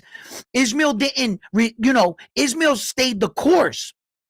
Now, after like 5-6 rounds that Terence Crawford saw that Ismail was a smart fighter, he was testing the intelligence of Ismail in the beginning, first half of the fight. Once Terence Crawford decided that he wasn't going to fall for anything, Terence bit down on the mouthpiece and started to engage him. At that point, it was just pure boxing skill and counterpunching. That's what all was happening. Terence was moving in. He would try to create a situation, make him to move. When you're trying to get a guy to read a sequence, you go pop, pop, and he moves this way. You try to record that. The problem is when Terence Crawford attacked him the second time, he went pop, pop. He went this way. And Terence saw Ismail wasn't stupid. He didn't keep doing the same thing over and over. Ismail. He didn't keep just shifting. And the one good thing he kept doing, Ismail kept switching his frame. Rather than being more straight like this, he kept turning like this. When he kept turning like this, it kept Terence on that side. Terence would double step and come backward, and Ismail will go like this. He kept them like that, right? It was a chess match. It was a real chess match in there. The things they were doing, if you're not really like breaking down the sweet science, like move for move, what they were doing, what their bodies were doing, because I got to remind you, most of these fighters don't even realize they're doing what they're doing. You can ask a fighter after a fight, hey, I like how you put your foot on the outside, way like this, countered. The guy's going to look at you and go, I didn't do any of that shit. All I did was fight. The coach is behind them smiling. Why? Because the coach knows that's coaching. That's called coaching. You trained your fighter so well, you don't got to tell him to do it. He's doing it naturally. It's flowing. He's not thinking about doing these moves. He's just doing it. Great training. That's when a fighter doesn't know what they did. Usually they got to look at the other guy. Hey, how'd I do? They don't remember. They just go in a zone. In a zone, baby. And your training kicks in. That's how fighting works. You don't always have to be in there thinking your way through. No. A lot of training and everything. You'll just flow. You'll just flow.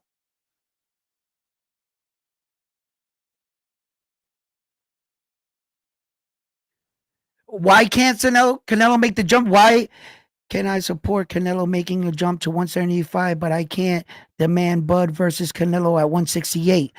Canelo Alvarez would only be going up one weight division at 175. Terence Crawford would be going up two weight divisions at 154, with only having one fight at 154 and never actually being a real 154 pounder. So if you were to take it by the numbers, Terence Crawford is truly coming up from 147, from where he was the champion at, to 168 pounds. That's why it wouldn't be even. You're only asking Saul to go up one weight division to 175 from 168. You're asking Terence Crawford to damn near do the impossible. Fight only one guy at 154 and then move up two weight divisions to fight arguably one of the top pound for pound fighters we have on the planet.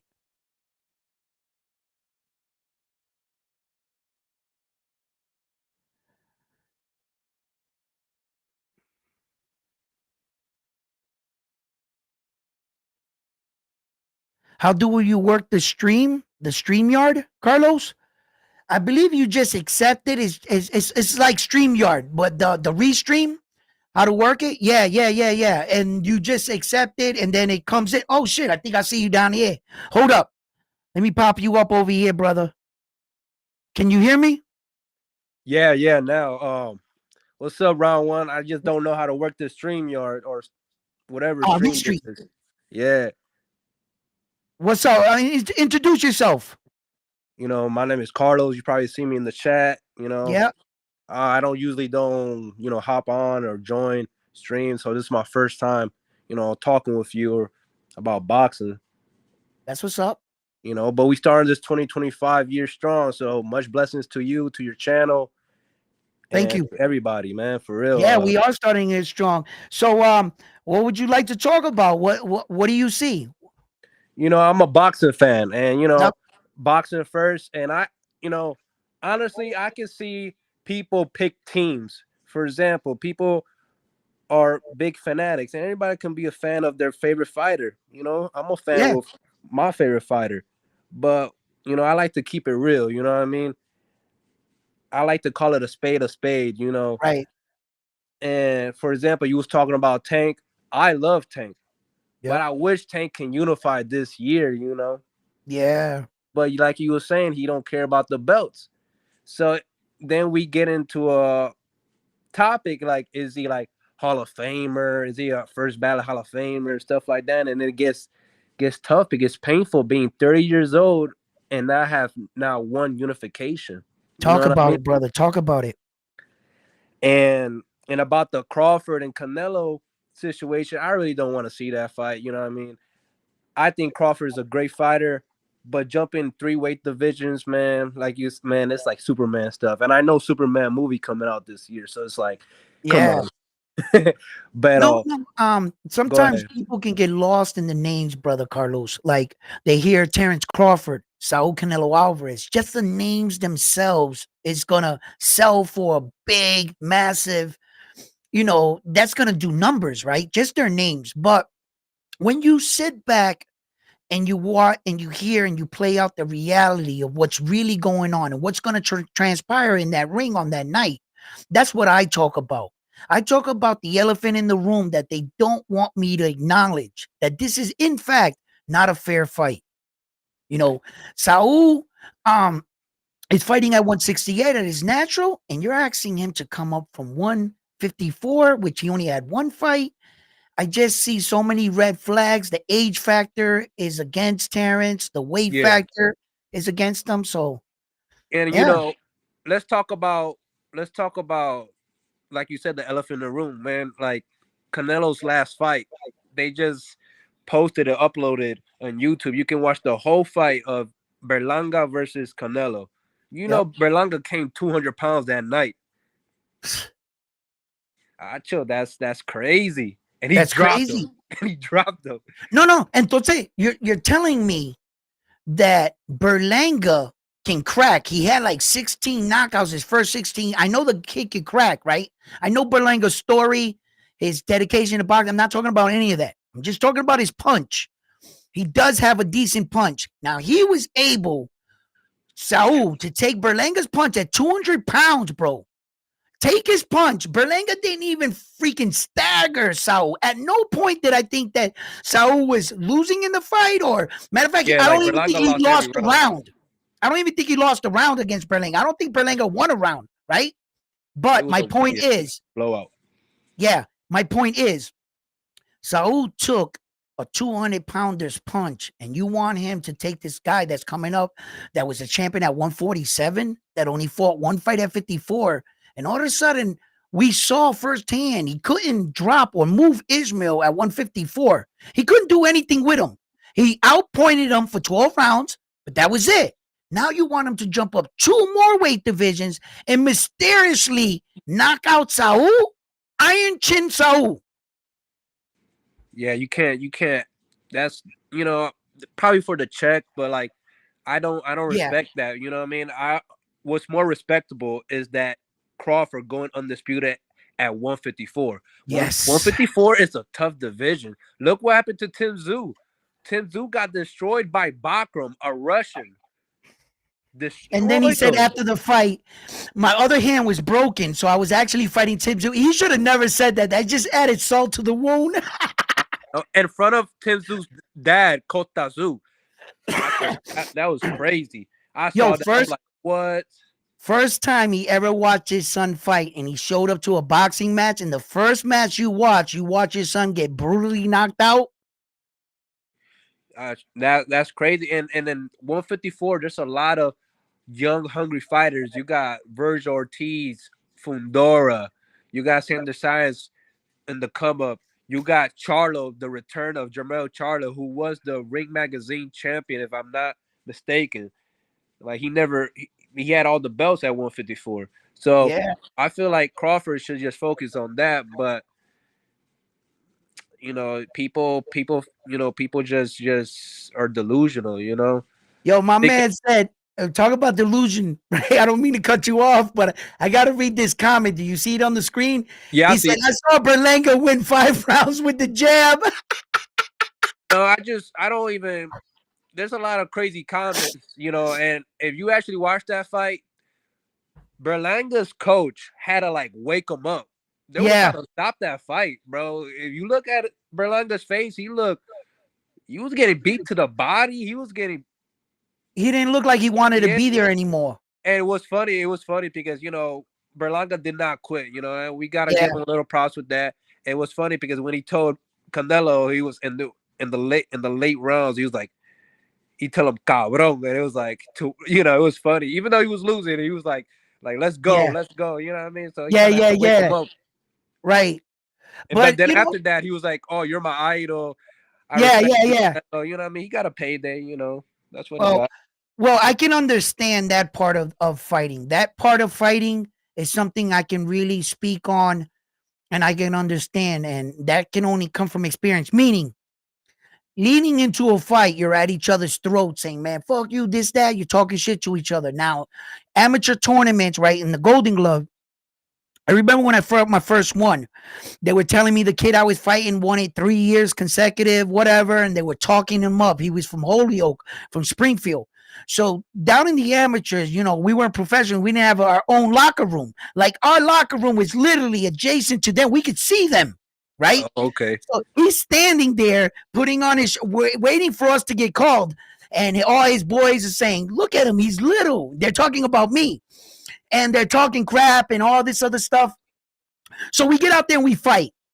Long story short, in the third round, I knocked him out in 35 seconds. I won my Golden Glove. Yeah, right. But after all the shit talking we did, and we were back and forth at each other in the middle of the ring, I appreciated him.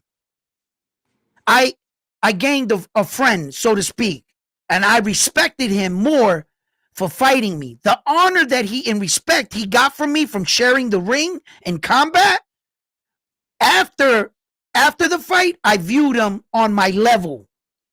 Before the fight, nah, F you, this, that, I'm gonna beat you, this, whatever. Yeah. You see? But after the fight, and as I got older, I fought some dudes that I went out to dinner with that same night Yeah, it's a, because it's a respect thing, it's a sportsmanship. respecting. You don't get my respect until you share that ring with me, and you earned my respect as a warrior. So that part I can understand Yeah. between men, and it's good in competition once the fight is over. Once it's over, you should be able to thank your opponent that you shared the ring as a professional boxer on that night. Don't be a fucking sucker and be like, F you still. Like, I still don't want to, you know what I'm saying? Like, Yeah. bury the hatchet and just acknowledge that on one night, me, you, and I shared this ring. And not many of us get this chance. Not I every fighter gets to that world stage. I could say something, but if I say it, I think people will get mad if I say it though. It's kind of like for example, Fernando Vargas versus Tito Trinidad. Bro, Vargas to this day he believes Tito cheated. Like it's crazy, man. Tito really he messed up Vargas, not physically but mentally. Wow. Wow. Yeah, there's guys that take it to a personal level. And then, but you also got to add the rivalry between Mexico, Puerto Rico. Some Yeah. guys, just like the rivalry between Puerto Ricans and Dominicans, that's a touchy subject sometimes Yep. because even in my household, man, I got uncles of mine that if you were to call them Dominican on the street, they would stop in their tracks and be like, "What you call me?" And like they take offense to it. Yeah, I But understand.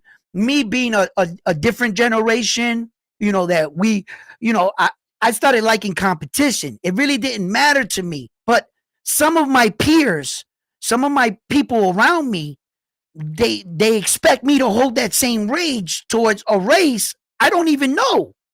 They've never done anything to me. Yeah, that's bad. That's bad stuff that's been rooted back in the Yeah, it's old just been days. rooted in our You know what I heads, mean? and Like I for try to example, my break away grandparents from it. stuff like that. Yeah, I try to break away from it. So I can't speak for all Mexicans or all Puerto Ricans. I can't say that they want to let it go or whatever logic they're going to use in their head or why they lost on that night. I can't think for Vargas. You know what I'm saying? But I love the competition and the rivalry because without the Mexican fighters, without the Chinese fighters, without the Japanese fighters, without the Russian fighters, without some of these rivalries in boxing, Mexico, Puerto Rico, why the fuck would I watch boxing? Right. It's like flavors, different Yeah, flavors. I need them like they need Yeah. me. And I respect my rival. That's why I give my rival the respect they deserve. because I need you guys to bring that intensity. So when I go watch a fight, I don't want to watch a fight no more where I'm like, oh yeah, my guy should knock this guy in 4 rounds. This is not even a fight, right? You don't got butterflies for your guy because the fight is so uneven. But you ever see those fights where that even the night of the fight, you're unsure? You're flopping around back and forth. No, this guy. No, this guy. No, this guy, right? And then the anticipation of the fight, the butterflies in your stomach at home, watching your favorite fighter walk to the ring. I live for that shit. Yeah, and it's I definitely live for 100%. that. 100%. You know, Going that's back, that. Yeah. yeah, going back to another topic. I think Teofimo versus Matias can bring those butterfly in one's stomach because we're talking about, we're talking about Teofimo saying stuff that was crazy for, let's say, the pro community, and let's say if they do that at New York. Oh man, I don't know. I think it'd be Matias' favor. I believe it would be Matias' Yeah. favor. I spoke about that a little bit on the show, and I said if it's thrown in New York, I think the fans are a little bit upset with Teo.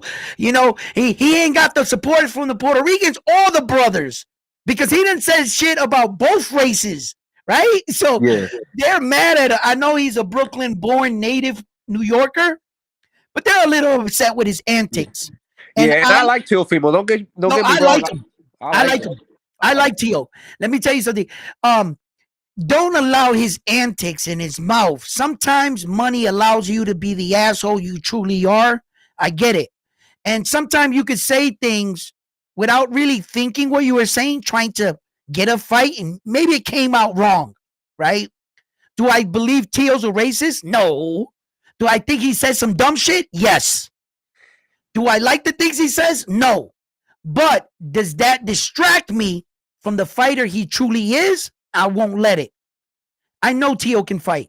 I know Teo's crafty, and I know this is a tough fight for Matias. Matias got to show up and show out. Yeah. Matias got to show the division he is the boogeyman. Either You now guys or are gonna never. you guys are gonna try to hold me to my last fight. I'm gonna show you like I'm gonna show the world. It's not like Puerto Rico sending in a cab driver. No, we're sending in Subriel Matias. Let's not forget what happened to him in a fatal night in a boxing ring with Max Dericek. Okay, how what happened. And he has a family, so respect. I'm not going to bring it up.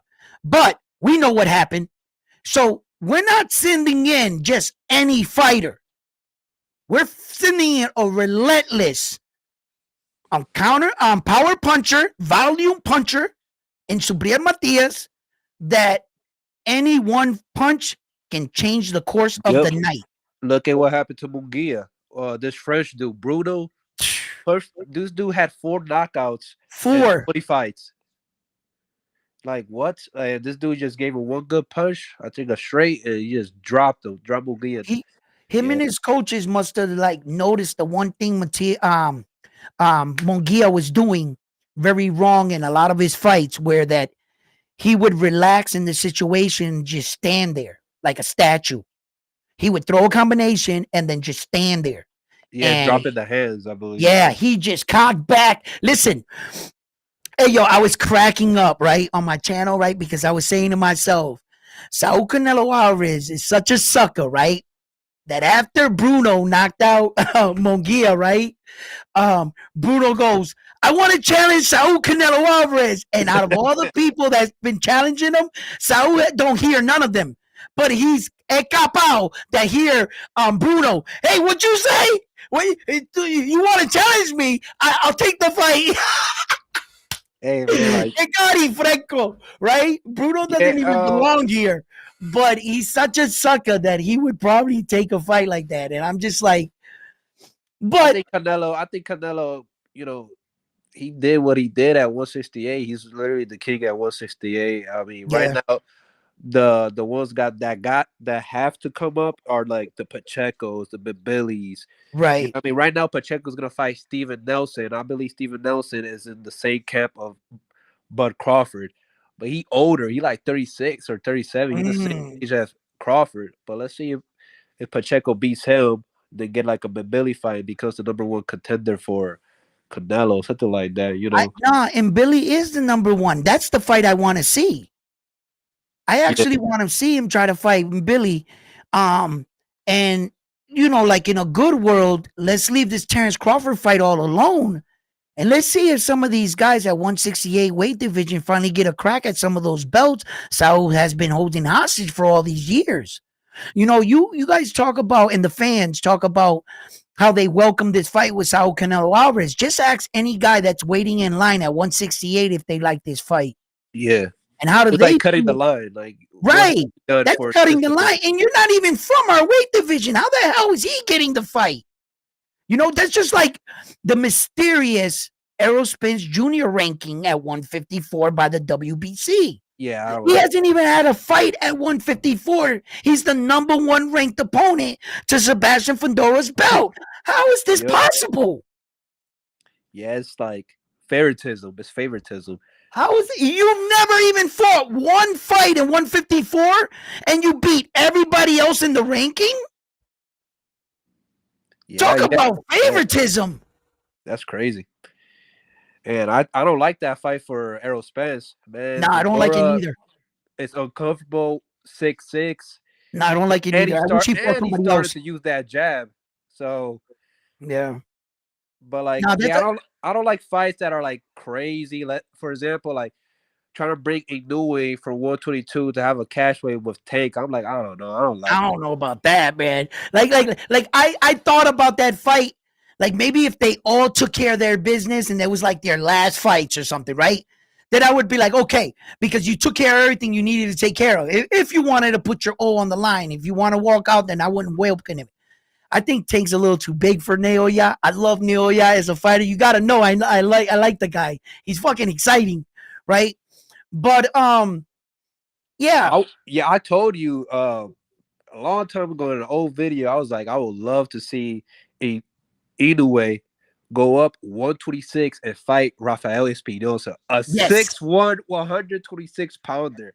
That would have been crazy, but I still have Inoue beating him due to his boxing skill. But I'm not saying it's yeah, going to be easy because look at what he did to Robesi.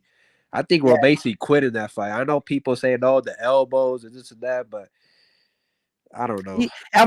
Espinoza had a deadly combination, both his fists and both elbows. He was just throwing ill combos. Now Yeah. I did a slow motion, frame by frame.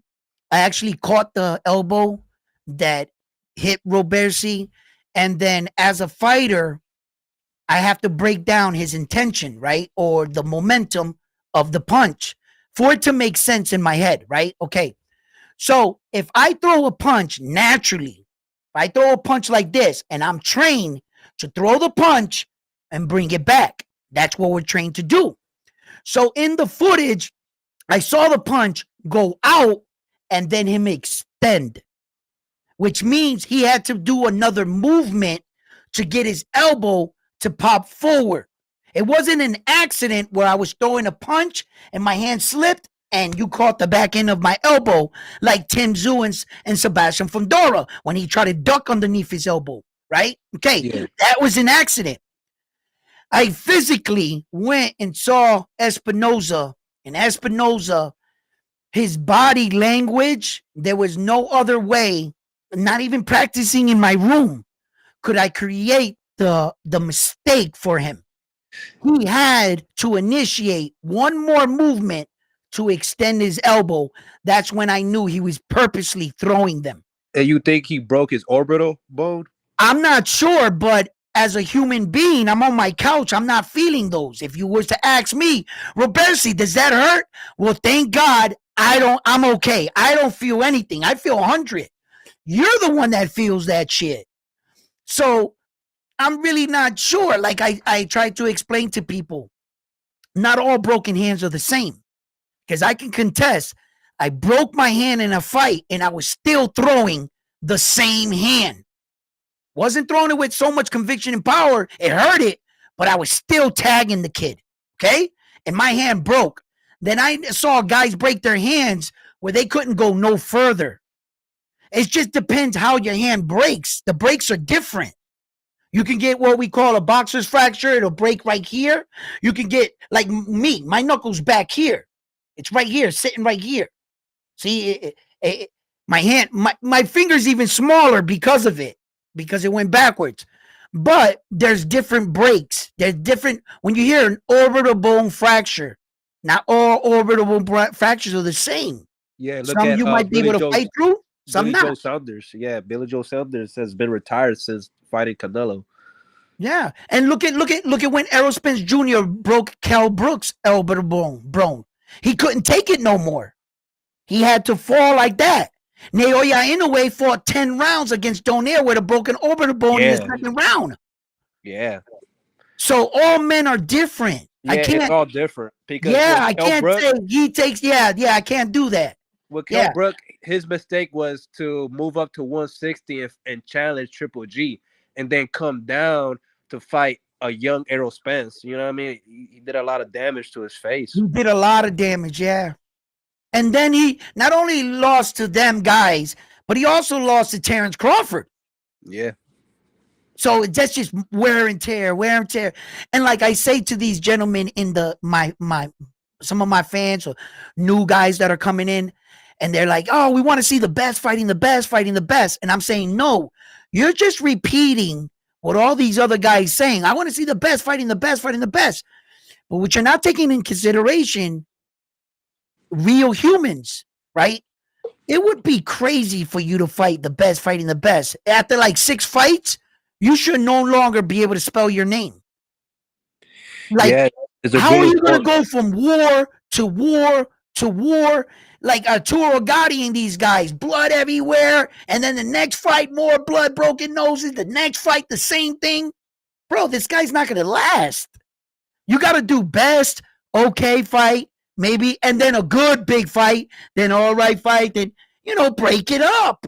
I can't have you going out there. And then on top of that, say you get all the best fighters to fight the best right away at the beginning of the year. Well, who else do you got? You don't got 10 best of the best fighters. What you really have in the weight division are 3 or 4 good fighters. Once they fight each other and get it out the way, you're going to be in the exact same situation Naoya Inoue finds himself. Why? Naoya Inoue kicked open the door at 122 and he fought the best after the best after the best. Now there's nobody left. What's he going to do? You see, once Tank fights Shakur and Loma, where's he go? He's got to wait for Keyshawn Davis to build his name? Because the best fighting the best fight, you don't got that in every weight division. Yeah, you got some, tune ups. You got Yeah, some. you got to break that shit Yeah, up, man. But these guys, no, I want that fight with this. And I'm trying to tell them, I'm looking at them, I'm like, go ahead and ask for all those fights right now. You're gonna be where Naoya. Oh, they're announcing Sam Goodman. Nobody wants to see that fight. Why? Because he already knocked out Stephen Kubo Fulton and Marlon Tapales. They were yeah. both like champions. Yeah. For example, like Canelo when he did that crazy run, 11 months becoming undisputed at 168. That did a lot of wear and tear to his hand because when he fought Yep. Bivol, he had to move up and he got beat by Bivol. Bivol outboxed him for 12 rounds, and he was not the same. After that, he had to do a hand surgery. So Yep. people say, "Oh, his power's not been the same," but hey, he's coming off a hand surgery. I'm Yeah. not trying to make no excuses. I'm just saying we, as human beings, we wear and tear. Father Time is undefeated he's undefeated for everybody. So at the end of the day, it's the fighter that got to go in the ring, and he's the one that Yeah, Carlos. goes to And the you best. can add 61 fights to that wear and tear. No, yeah, at 14 years old, it's crazy. Right. 61 professional fights. It's like his boxing miles exceeds a man of 33 years of age, 34 years of age. You That's know, a hit Toyota right there. yo, yeah, he just keep going and going, right? So That's a he's Toyota. definitely got a lot of boxing wear and tear miles on him. I got to admit that. Yes. So, but I mean, if these two men decide to do it, the only thing is that I'm gonna have to point out some of the things that I feel that are not factors. I wish Terence Crawford all the success in the world, and I wish Saul Canelo Alvarez all the success in the world. I wish, may the best man win. I don't think it'll be the most of even on playing field as No, that, yeah, but I really I don't don't want to see that fight. I really I don't don't want to control. see that Yeah, fight. I don't want to see it, man. But I don't control these guys' destiny. If they're gonna say yes, then they're gonna say yes. Edwin at Round One Sports Talk does not control Terence Crawford. He doesn't listen. He doesn't listen. But It would you be know, so much better hearing Terence Crawford 140 undisputed, 147 undisputed, 154 undisputed, three-time yeah. undisputed, back to back to back. Then Yo, Carlos, go let ahead. me ask you a question, man. Do Yes. you think that it would just be easy for Terence Crawford to literally unify all four belts at 154? Do you think he's going to have resistance and problems trying to do that? Do I think would he will have problems at 154? Yes.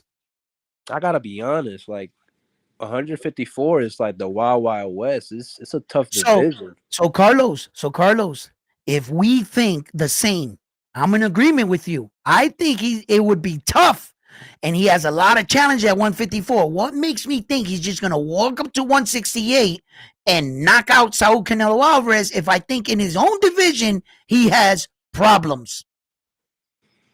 Yeah, you can't ask for much. Like you were saying, Superman. That You, made me laugh. yo, it's just too much. We're asking too much, and I can't go along with just being blinded by their Yeah, I two can't be huge no names. follower, man. I gotta, like I said, I keep it real.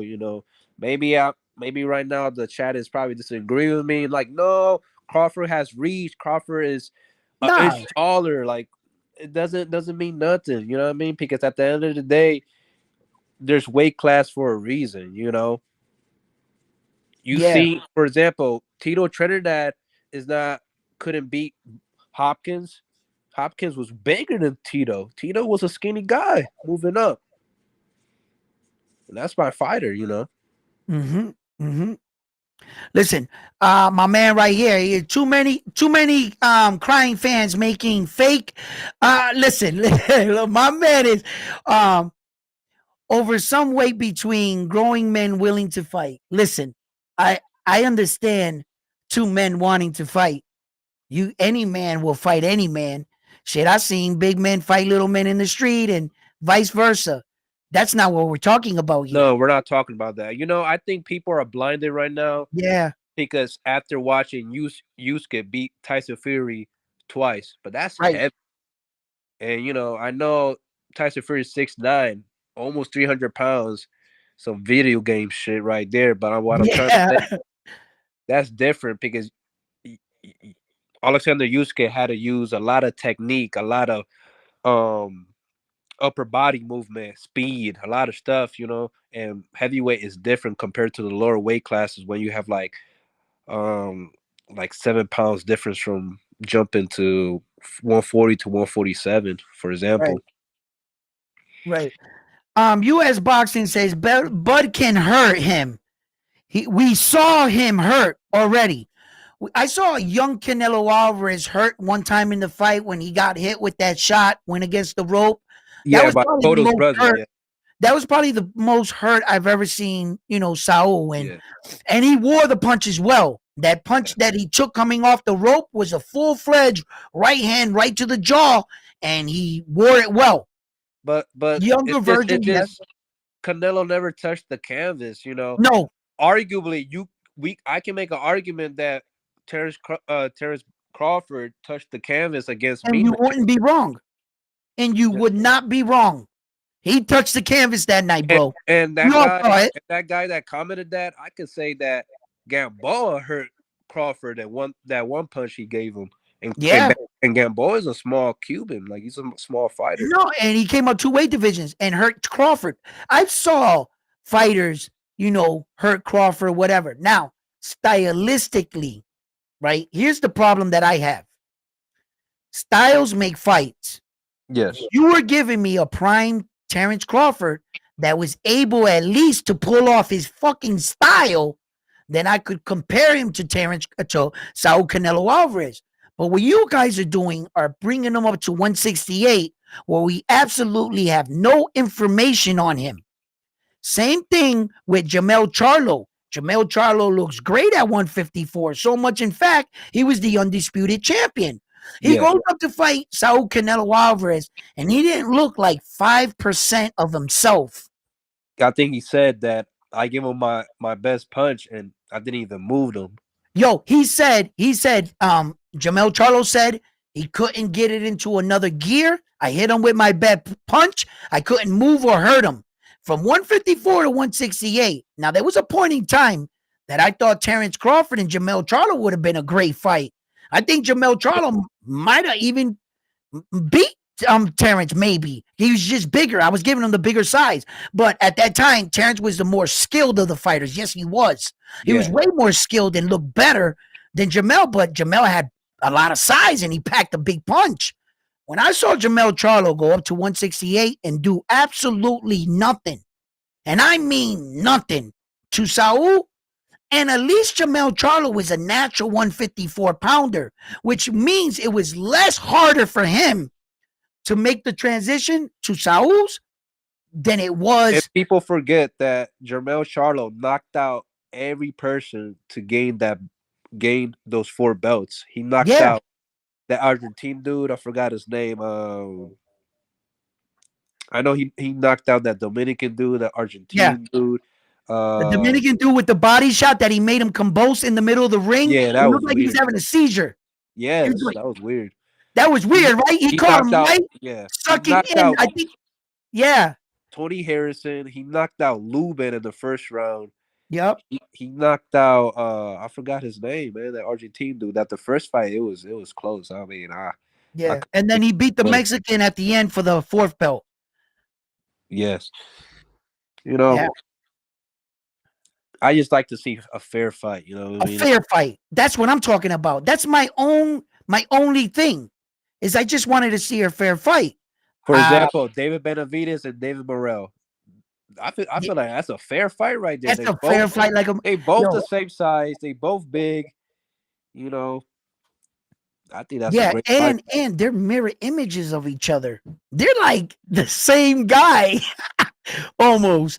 David Morale and David the Monster Benavidez. The only thing Man, that David Benavidez has more experience in the yeah, professional level. yeah, he does. He does. He really does.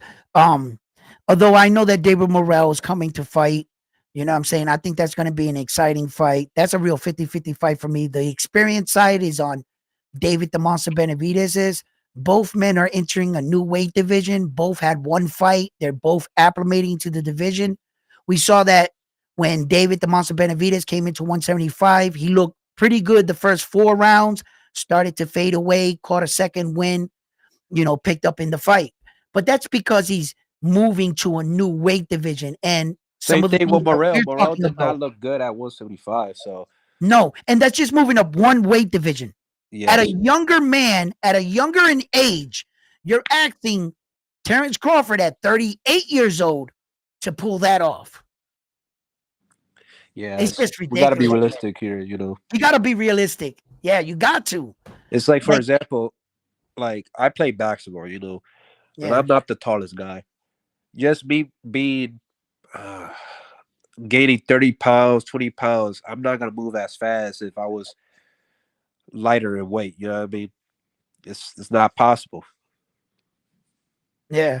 My man here got Matias destroying. Right here, I got Matias destroying Teo. That's that's good. That's good. Hey man, that's good to bet on. You never know. Yeah. You never Listen, know. I, I, I like Tio. We've talked about this, and I like Matias a lot. I think both of them are a good fight, and that's why styles make fights, and that's why this fight right here between Teofimo Lopez and Matias is actually a big fight. I don't You know who know, to pick though. That's huh? that's the thing. I don't know who I'm gonna pick in that fight, Teofimo or Subrem Since Matias. I'm not putting any money on it, I'm going with Subriel. Like You know, I just think, because out of the Puerto Rican love, yeah, I'm gonna I ride understand. with my boy Subriel, and that's just me showing support just to my Puerto Rican fighter. Yeah, I The understand. fight really got me confused. I could see the fight going either way. I could see this being a dangerous fight for Matias. I could see this being a dangerous fight for Teo. I think I acknowledge who Teo is as a fighter. I understand that he's smart. He knows distance. He knows range. He knows how to spin a fighter. I think that he's a much better fighter than Liam Paro, and Liam Paro figured out the puzzle that was Subriel Matias. Once Subriel Matias was beat, I think that cloak of invincibility was lifted. I'm hoping that Teo thinks that that Matias is not him and yeah, that he's sleeping on him and that he tries to go to Eddie Reynosa's gym with Saul and learn too much too fast, where that you really didn't learn anything. How much could you learn in one training camp? So Sabria's got to go in there. that's a He good just got to point. be himself. He's That's a got to good be point himself. because I was And gonna say that I favor Subrel Matias to beat Teofimo before Teofimo has signed with Eddie Reynoso as his main trainer because I right, believe Eddie Reynoso is a good trainer, a trainer of the year. I think he's gonna improve Teofimo because Teofimo's dad is kind of they butt heads. You know what I mean? They had their issues, but anything can U.S. happen in Boxing boxing. says, sorry, U.S. Boxing says, number one, he says, Teo can't take a punch. We got Bam Bam in the chat saying, no danger at all for Matias. Yeah, Yo, he could be right because Teofimo don't be knocking out nobody at 140. Wolf's the last person he knocked out at 140. I forgot his name. Yeah, he hasn't knocked out many people at 140, so his he went power the has been. distance with Josh Taylor. He went the distance with, no, he dropped Sandal Martin. He dropped Sandal Martin in that fight. Yes, he did. He didn't stop or knock down Steve Klajic, right? Which No, is his last fight. but they threw a lot of punches. Tio was They saying, threw a "Oh, lot. yeah, they threw a lot." Yeah, but that bum, But we're for as talking much about as the fighter knockouts that Tio is, he shouldn't have been around that long with Tio. because if you look at Ryan had a better like knockout streak than Tio at 140. If I'm not Right, mistaken. right.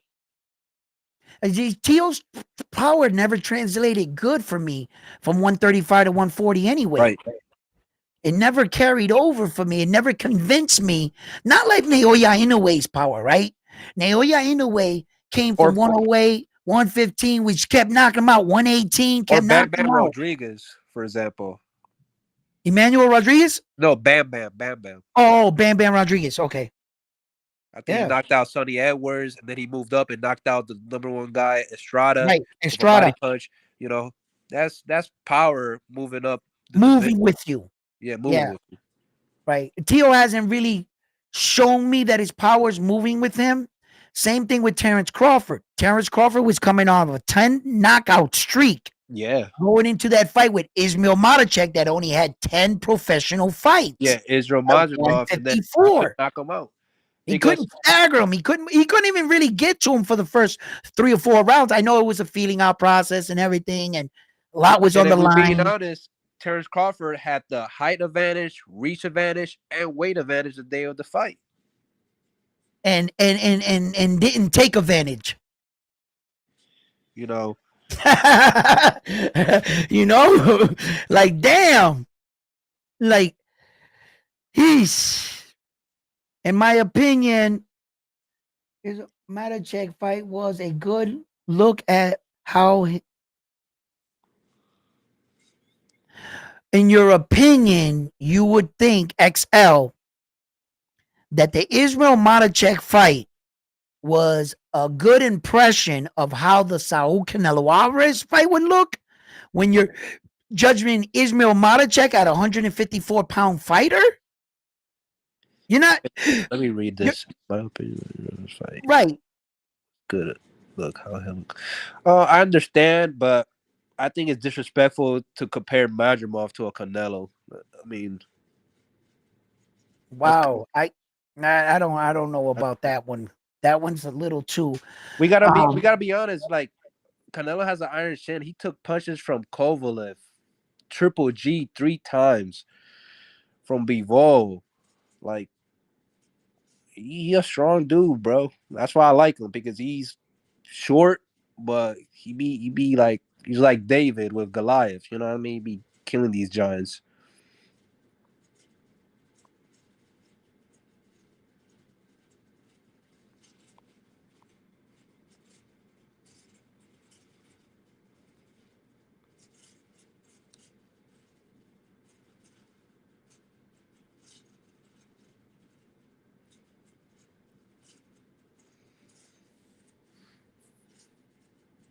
Sorry about that, guys. So yeah, no, and I was hearing everything you had to say about this, and let's also read some of these messages in the chat, Carlos, here Yeah, because read them. they just pouring in right now. They're Can you going see the crazy. messages? No, I can't see the messages. I would, but like I can't see them right now. You know, I don't know. I don't, there's In the nothing there. corner, on the corner on your bar, on the corner of your bar, it's gonna say comments. Click it one time, they're all gonna pop up. In the restream, it gives it to you. It's on the top right corner. It won't show you unless you click onto it. Uh, Do you see the feature? Or are you on your phone or what? I'm on my phone, so I don't know. Okay. So yeah, if you want a laptop, it would have gave you the feature to give the comments. But okay, but some comments are coming in, and a lot of people have, they're talking about the things that me and you are talking about right now, Go Carlos. ahead. Hey, you You know, know, so let's see here. Canelo rolls with the punches, and he got hurt by a smaller dude. What do you think about that? what smaller dude are we talking about? No, I guess the guy that we're talking about is Well, the Cotto's only one guy that hit him against the ropes. That little Russian dude, whatever he was, no, right? he no, that was Cotto's brother. Oh, Cotto's brother, right? Uh, Jose Miguel Cotto's, right? I think if I'm not mistaken, Canelo said that he was young and that was the first time like the big lights was there and he was coming like he was like sleeping like dormio. I don't know how to Right. say it in English, but like and then he just surprised them. You know what I mean? That happens. You know what I mean? When you're a Yeah. rookie, you got to go through it. You know what I mean? But after that, tell me someone who got when he got ever hurt, like staggered, like Right. No. They had personally, I haven't seen anybody really give Canelo the kind of situation where that I thought that he was hurt or that he was saved by the bell. I've never seen Canelo Alvarez in a situation where that I felt like, oh shit, I seen you know? Canelo get gassed. I seen him like you know what I mean with Yeah. Bivol. Well, with Bivol was the first time I saw him get gas, but it was because once again he was moving up one weight division, and it's It's heavy. hard It's hard. to It's light heavyweight. that's hard to turn on. You've been training your body at this weight basically your entire career. When I gain 5 pounds, 6 pounds, I could feel it in my. I feel, sometimes when I would lift weights, the 5 pounds would get me Yeah. stronger. It A would round bring, one, like you're 5'8", like you were saying, right? You're yeah, like we could say that you're like Canelo's height, right? right, Um, Imagine trying to fight at 175 against a dude who's naturally for that weight division at 6 feet or 6'1". You know what I mean? That was Bivol. Look at Beterbiev, look at Bivol, look at Morel, look at Benavides. right, All over, they're like 6 footers. right. They can make that weight comfortably. Comfortably. And like I was saying, cutting weight is an art. Some men can do it better than others. And some of these guys are walking around 200 plus, and you're thinking you're still caught on the weight 168, and you think in a competitive standpoint that's the weight they're fighting, but in actuality, that is not the weight they walk into the ring on fight night. Yeah, You're gonna have to add on 15, 16, 20 pounds to that. And like you said, Edgar Berlanga came in on fight night in a fight that was scheduled for 168 against Saul Canelo Alvarez. Well, on fight night, he came where almost 200 pounds. yeah, un abusador, actually. Yeah, man. So it's not really fair to hold these men to that. Now, for an example, when legend Floyd Mayweather fought Miguel Cotto, on fight night, he weighed 152. I mean, on the weigh-in, he weighed 152 for 154. But on fight night, he lost weight. He Oh wow. actually didn't gain any weight. He actually lost. So it goes to show you he was never a 154 pounder. He was the type of fighter that skills truly paid the bills. There are not many fighters in the world or human beings that can do what he was doing. But at the same regards, I give Mayweather his flowers because he was a true definition of a gym rat. He was never out of shape. Yes. Even when he wasn't fighting, Mayweather was just training just to train. So that's the difference between him and a lot of fighters, that Mayweather was a unique person. He really was. He was like all his coaches and everything, they always said it. They was like, Mayweather beats me here to the gym, and he's the last person to leave. He Yeah, it's jogs like at like 4 in the you know, morning. He was, it's like that LeBron training mentality. He spent like what $2 million for his body. You know what I mean? Like he's the first one that shows up to the court. They're super athletes. yeah, like Kobe. Like they had this training mentality where that um they believed in hard work paid off. Yeah. Their hard work, their dedication, and so forth and so forth. Which was funny. The ironic thing, I saw a sign today of a Mayweather employee protesting him because I guess he's not paying his workers. That had nothing to do with boxing, so I didn't really Yeah, bring it up. something like that. But her sign, hard work, dedications equals what? Like, you know what I mean? Like, pay us. Like, I was dying. Yo, Yeah. that sign was classic. But anyway, yeah. So, but yeah, he was Do, just do you he was something. believe that Ryan Garcia, at, when he fought Haney, he looked way more healthier when he fought against Tank? Yeah. What was that? Ryan looked more healthier against who? Tank? No. Do you believe that Ryan Garcia looked way more healthier fighting Devin Haney against Gervonta Tank Davis? Oh, of course he looked way more healthier against Devin Haney. He was not as weight drained. He looked like he was actually 2 divisions bigger than Devin Haney. Devin Haney, for the first time, for all the criticism I heard about Devin Haney being a weight bully his entire career, for the first time in my life, the day he walked in that ring with Ryan Garcia, I was like, yo, Devin Haney looks small. He just looked small against Ryan. Ryan was just too big.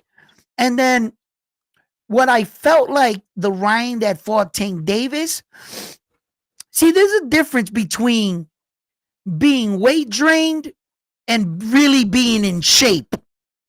I think Ryan Garcia was young enough, strong enough to make that 10-pound rehydration claw against Tank Davis. And Tank Davis made Ryan Garcia actually train and work for that fight. Ryan Garcia had abs.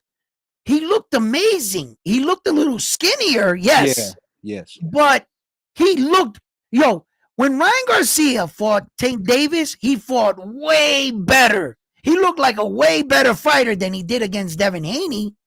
The only thing he looked like Devin Haney was just a bunch of strong ass punches with speed. Yeah, because he was still sluggish against He Haney. was sluggish against Devin, but he just had his speed. That was his natural God given talent.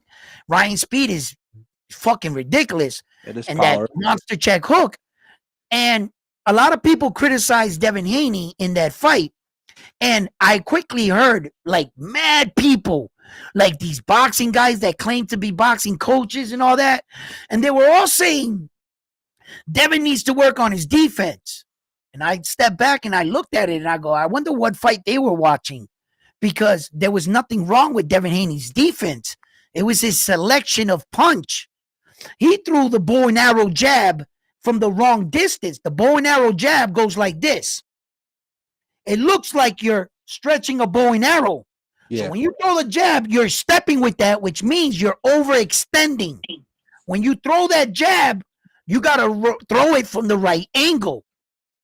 And Haney has a Ryan very Garcia, beautiful jab. I like his jab. He's very yo, Ryan Garcia tapped him like this, came around the guard and snapped him so fast that the only thing that happened in that sequence was Devin underestimated Ryan Garcia's speed, and he didn't think he was going to get to the target that fast. Because the one thing Devin Haney didn't know is Ryan Garcia's left check hook, and he was aware of it. He just didn't calculate how fast Ryan got to him. Yes. That surprised Devin Haney. Yep. When Devin Haney threw it wasn't his defense. It was his selection of weapon.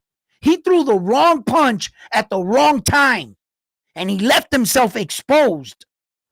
But his technique was okay. His defense, there was nothing wrong with his defense.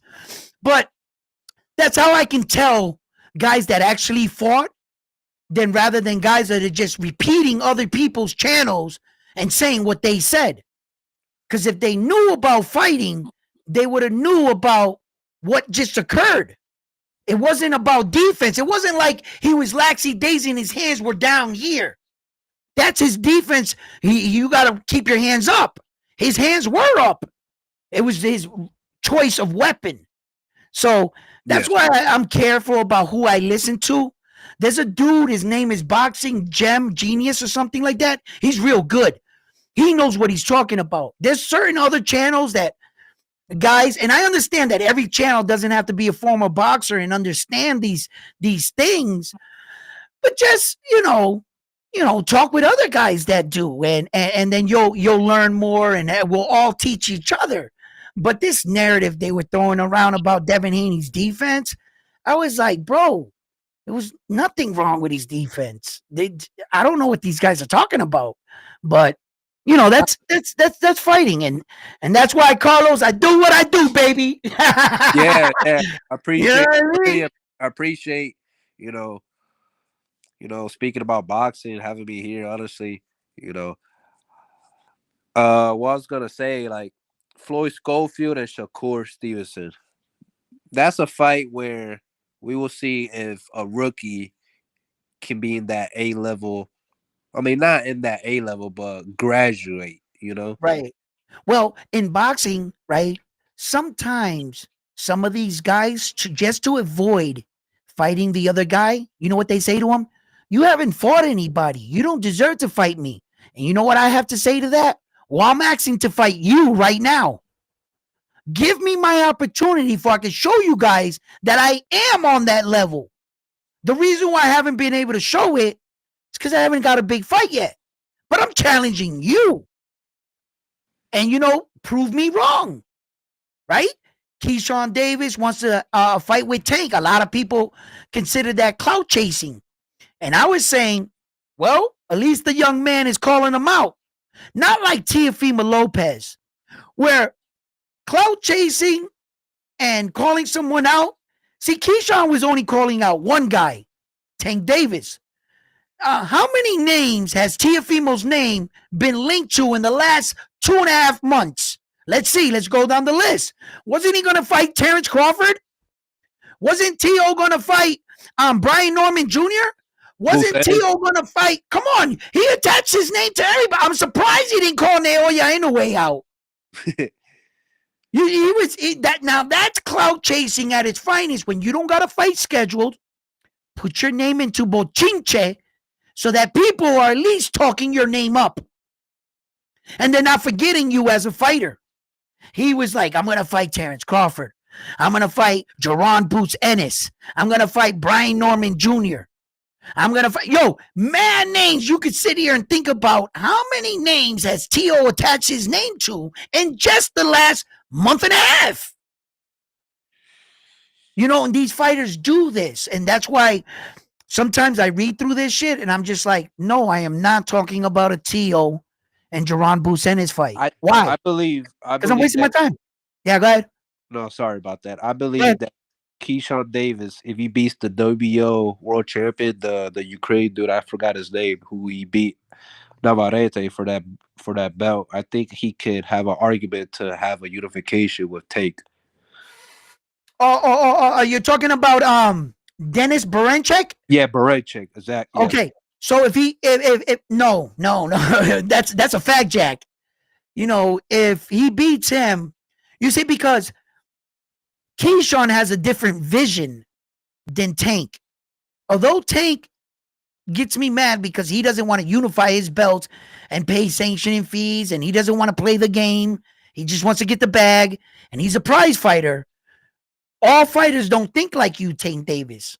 A lot of these fighters want legacy. And guess what? You're in the way then. You do have a belt. And in order for Keyshawn Davis to complete his dream, he would have to take that belt from you. So if you don't want to play this game, Tank, relinquish the belt and let other men that want to go up and dare to be great, allow them to be great. But Tank, if you're not going to take these fights, don't hold up the division. Don't be one of those guys. But if you're going to change your mind and eventually fight for legacy, these are the men that are coming up. And Keyshawn Davis, telling you right now, look, goes to speak to where the fuck is William Cepeda? Willie Cepeda, after that fight with Tevin Farmer, he looked bad, bro. Listen, he was the number one for all four sanctioning bodies. You mean to tell me that we're watching Keyshawn Davey leapfrog right over him, and Uncle Bob secured him the fight, but not Uncle Bob, Oscar De La Hoya couldn't secure you the fight? Because what I heard that Willie Cepeda, after that fight with Tevin Farmer, Tevin Farmer dropped Willie Cepeda, which was crazy. And accused him of steroids. Yeah, that too. And Willie Cepeda said it had like a hand injury, and that's why they couldn't make the Shakur fight. I'm tired of Cepeda's excuses. I'm having a baby. I have a hand injury. I had hemorrhoid surgery. My neighbor's dog's cat died. Listen. I don't know why How the hell did you Top become Rank the number haven't one? made that Keyshawn Davis versus Raymond Morataya fight. I think that's a great fight to make. Yeah, I mean, quiet is kept. I understand that the Keyshawn Davis and Dennis Berinchek is an in-house fight because they're both signed under Top Rank, Yeah. you know, type shit. So it would have been an easier fight to make. So that's I understand that, but that doesn't give William Cepeda an excuse for not yet fighting for one of those belts when you were ranked number one for all four. Yeah, being ranked for number one for all four is crazy. Crazy. How do you even get there? Like, it's just, at some point, you should have fought somebody for some belt. I don't know how you get there as a fighter, but yeah. So we're seeing some of these young kids daring to be great, and we're seeing some of these other guys that we thought were really special, really never making that to Level. the next plateau. Yeah, and I'm And starting to also, I question would them. love to see Andy Cruz versus Keyshawn Davis. I believe Andy Cruz beat him in the Olympics. Yeah, Let's see if Keyshawn Davis can get that, get back, get back. Oh, there's another kid, Gio Lopez, which beat um La Abdullah Roca, that's Mason. his name. Uh, no, the kid that I'm talking about, his name is Gio Lopez. He beat Abdullah Mason and Xander Zion in the amateurs. Does he train with Eddie Reynoso? I don't know. He doesn't have more than 10 fights. He's real, he's young in his career. I was Yeah. watching him in He's Puerto 2024. Rican, right? I don't know if he's Puerto Rican and Dominican or something like that. I saw him one time. Does On he some fight at undercard. 126 or I believe? Yeah, he's small. And I saw him. I didn't know what weight, but I saw, and I like what I saw. I remember I was doing a whole bunch of things. Then I was looking up Xander Zion, I think it was, and his amateur record had him. And then the announcer said he beat Abdullah Mason. And then I started looking, and I was like, well, let this Geo kid win some more fights, to get past 10. Once you get past 10 fights, in my mind, we can start talking about you. You're not really someone until you get past that threshold of 10. You show that you're dedicated to the sport and that this is what you want to do. Sometimes men get to 8 fights, 7 fights and call it quits. They're like, I can't do this. I You know, believe so I believe this year, 2025, will be a great year for Puerto Rican boxing. You got a lot. a lot of young fighters coming up. You got the El Hijo de Juanma Lopez, the Yep. son of Juanma Lopez, Juanita. Yep. He's about to fight soon. You got Keith Cologne, another 126 fighter, fighting off of Baltimore, New York, or Newark. You got Collazo, the champion. You got Collazo. I believe Collazo is going to be the first male Puerto Rican undisputed fighter in history. You think so? Yeah, I I think he think can I do it. think I think my boy was right. The other day I was talking on his platform and he said, unfortunately, I think Collazo is gonna go down just like this other Puerto Rican fighter. He said he's a well legend. I can't believe I'm having a brain fart right now for Puerto Rican fighters. But since he was so in the low weight divisions, the 108s, like that, he never really got his Oh, credibility. you're talking about Ivan Calderon. Yes, that's him. And they think that Collazo's career is gonna kind of be like a Calderon career where they didn't really give him the recognition that he deserved. Yeah, because it's literally the minimum weight, And but the good thing about Calderon, he had a lot of defenses. He did a lot of defenses with his world Right. title. Um, I think he has a record. But the thing about Oscar Collazo that he can separate himself with Calderon, he can become undisputed. Right now, he's unified. He has the WBO, the WBA, and I believe the Ring Magazine belt. So he's the number one Yes. fighter at 105. He just Yes. needs to get the IBF and the WBC, and boom, he did history. Right. He'll be the first man to ever do it in a four belt era. Yes, and Puerto Rican. Yes, he'll write multiple things down in history for himself and Exactly. for the island of Puerto Rico. Yes, it would be a huge accomplishment for a man like that.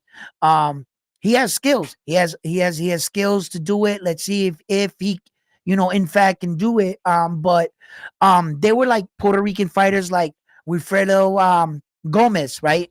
And it's tough to beat his records, right? When at 122 pounds, he had like 30 fights, 30 knockouts. He had 17 title defenses, all 17 by knockout. It's tough to be a Puerto Rican fighter and to mirror that at least.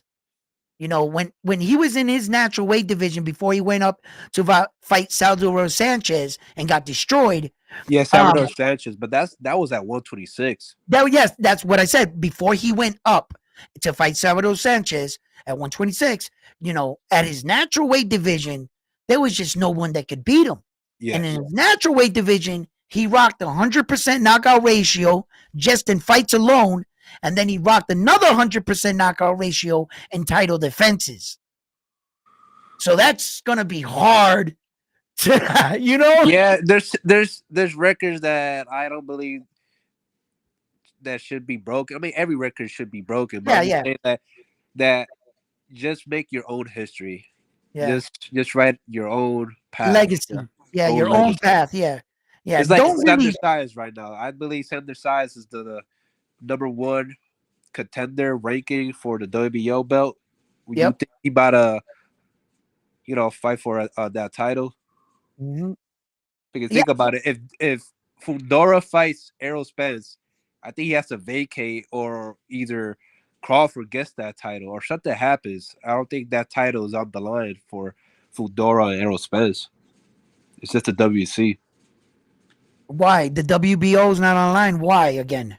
Because for Fundora not fighting against Crawford, because No, Crawford, no, no, no. They've already decided that, Carlos. They what happened was they they what they did in a way was tried to please everyone.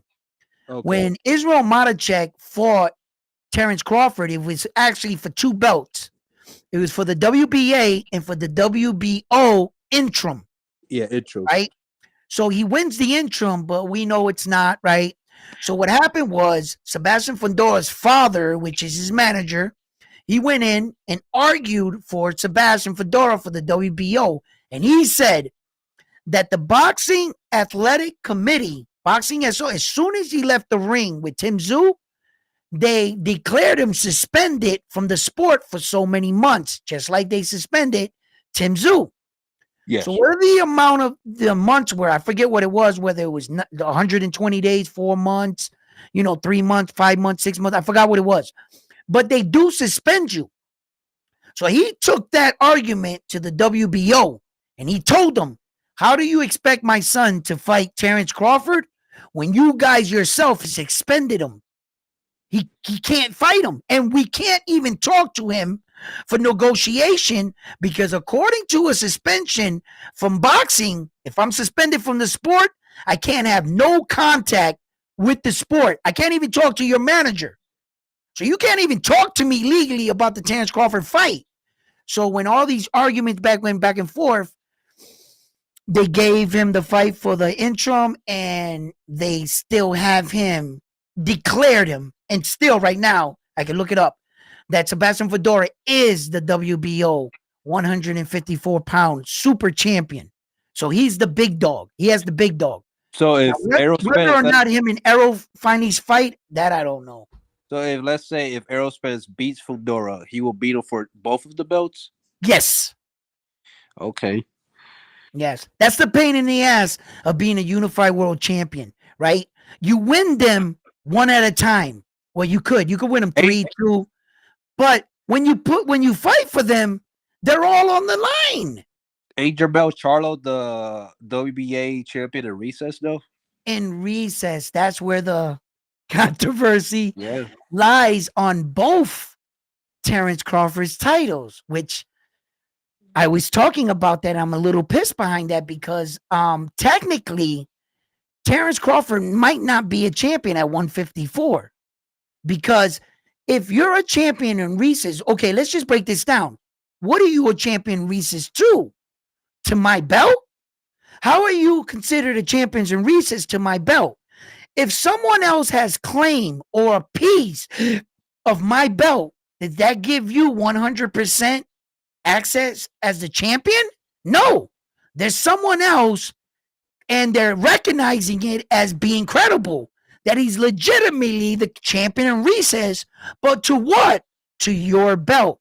So if he's the champion in recess to your WBA and your WBO title is a blatant interim, where are you the champion? Yeah, it's like Haiti with the WBC. He's the champion in recess, but Alberto Puello, the Dominican that beat Gary Antoine Russell, is the champion at WBC. So it just gets a little bit confusing for a casual to understand. No, they still got Devin Haney, the WBC fucking WBC champion in recess. Yeah. And then Puello and Russell were going to fight for the vacant belt, right? Yeah. Then that fight pulls through. Now Russell is reported to fighting Jose Valenzuela because Russell sees the bullshit that the WBC be doing all the time. You see, the WBC claims to have a ranking system, but what in actuality is the 32 board members, and they elect the fighter they believe should fight for their belt. That's how they do it over there. But man, another title fight is crazy though. Yeah. Man, like you lose a fight, but then you get another opportunity for another world title fight. Wow. PBC, man, they be blessing their fighters, bro, back to back. Yo, they got him. Yeah, like he fought Puello for the interim, whatever it was, and now he's getting the Jose Valenzuela and back to back the Russell. That's awesome, right? I guess if you're him, right? But if not everybody gets that luxury. No. And you get your name gotta be Lomachenko. Okay? Yeah. And then you'll get it. Okay. At one time I was hating on Loma, but I realized later, like, he did have 2 gold medals. What the fuck factor is it to go get 2 gold medals if they don't show you some kind of favoritism in the first half of your career? That's the meaning why you go get a gold medal, because right away you'll go into boxing, you'll get a world title fight. Without the gold medal, then you'll have to start from scratch. He didn't have 1, he had 2. So I had to expect that his achievements in the Olympics would at least pay off for him. But the fact that they gave him in 2 fights a shot at a world title, then Loma lost it. And his 4th professional fight, they gave him another shot at a vacant title. Now that's where I was like, wait a minute. You showed him the favoritism, you gave him the shot, but he lost the fight. He lost the fight with Orlando Salido, if I'm not mistaken. Yes, he lost the fight, and it was But on his people will say Loma's that second Orlando fight. Salido was fighting dirty, Oh, he like was fighting real dirty, but it doesn't matter. That's the part of fighting. You got to figure that shit out, my man. You know, stop complaining to the ref and fight, like Mayweather said. You know, but Salino and Loma, it was a good fight, but Loma lost, and only 4 professional fights. The next, like he fought one time, then the next one was for a world title fight. Loma. And I felt like I was like, wow, that's a little. But and then you see it happen to Antoine Russell, and no one says nothing about it. You know, if you're short, Loma, and your country Ukraine is going through some shit, and you might be a little shade whiter, right? Then they're gonna say that was favoritism. But if Russell can walk up, lose a fight after an interim belt, then be awarded a fight right after a loss, nobody's going to say anything. That's fair. That's fair. There's no favoritism here. He's just lucky. Not that Loma was lucky. Not that any of these other fighters were lucky. You know, and that's the bullshit of the double yeah, standards in boxing. it gets politics. Yeah, it gets You know? real. It gets real stupid, man. You know, But we like. I just hope that 140 someone can unify because I feel like 140 is a great division. You got Hishins, a young fighter that just beat Leo Paro. You know what I mean? I think he's calling out Teofimo if I'm not mistaken. I feel like Teofimo can easily beat Hitchens. You know, Look and at my man right here. go ahead. My man right here. He puts down. I don't mean to cut you off, but he No, writes a you text. good. He says, Ryo's a bum. He got stopped by That Edwin was De Los Santos. yeah. That's what you mean. He says, stop the cap. Yeah, that was Ryo getting stopped when Ryo was a baby. I watched Ryo grow up in boxing. Ryo, you look at that face, look how much of a kid he looked like when he fought Edwin De Los Santos. He barely had the chivita and like a little bit of hair right here. He came in that fight with What? his little red bulletproof fake Yeah. vest on. I remember that fight like if it was Like yesterday. with that fight, um, the thing people gotta understand that you're only as good as your last fight, and Ryo improved when he fought against Isaac Pitbull Cruz because he displayed boxing. You know what I mean? Ryo improved when he fought Ebipa Corbett Yeah, Corbo. what's his name now yeah you know what I'm talking about. Yeah, Corbo. Knocked him out in the second fight, right? Yeah. Um In the first he fight, it was a improved. robbery. He should have won that. Yeah, he should have won both fights, of course. Yeah. Against Chris Colbert, Yeah, right? Chris Colbert. Yeah. Right. After he beat Chris Colbert the second time. Even Ryo was improving then. When Ryo fought Edwin De Los Santos, he was no near the fighter he is today. When he fought against Isaac Pitbull Cruz, he showed better patience, better distance, Yeah. controlled the ring better, and he Uses controlled the height. action. Yeah. Now, it's going to be interesting to see if Jose Valenzuela can hold that same level and look like that against the real 140 pounders. Not no 5'3". Yeah. People gotta understand that You know, this guy Pitbull was little. he's a Pitbull Cruz didn't belong there, you know. So okay, we're gonna see that. But now Ryo is being tested now, if you ask me. Okay? You're putting up Ryo against Gary Antoine Russell now. I think Gary Antoine Russell's a strong fight. If he pulls that off and he remains the champion when the smoke clears, then I think we need to start talking Ryo as a real 140 and make him a real, because yeah, I'm not convinced that he'll go against the Teofimo Lopez's, the Subriel Matias's. I'm not as convinced, you know, of him going with the top 140 pounders. The shit, even freaking Sandor Martin, you know, I some think of the top. I think Sander Martin is gonna fight Alberto Puello for that I WC. think so. I think so.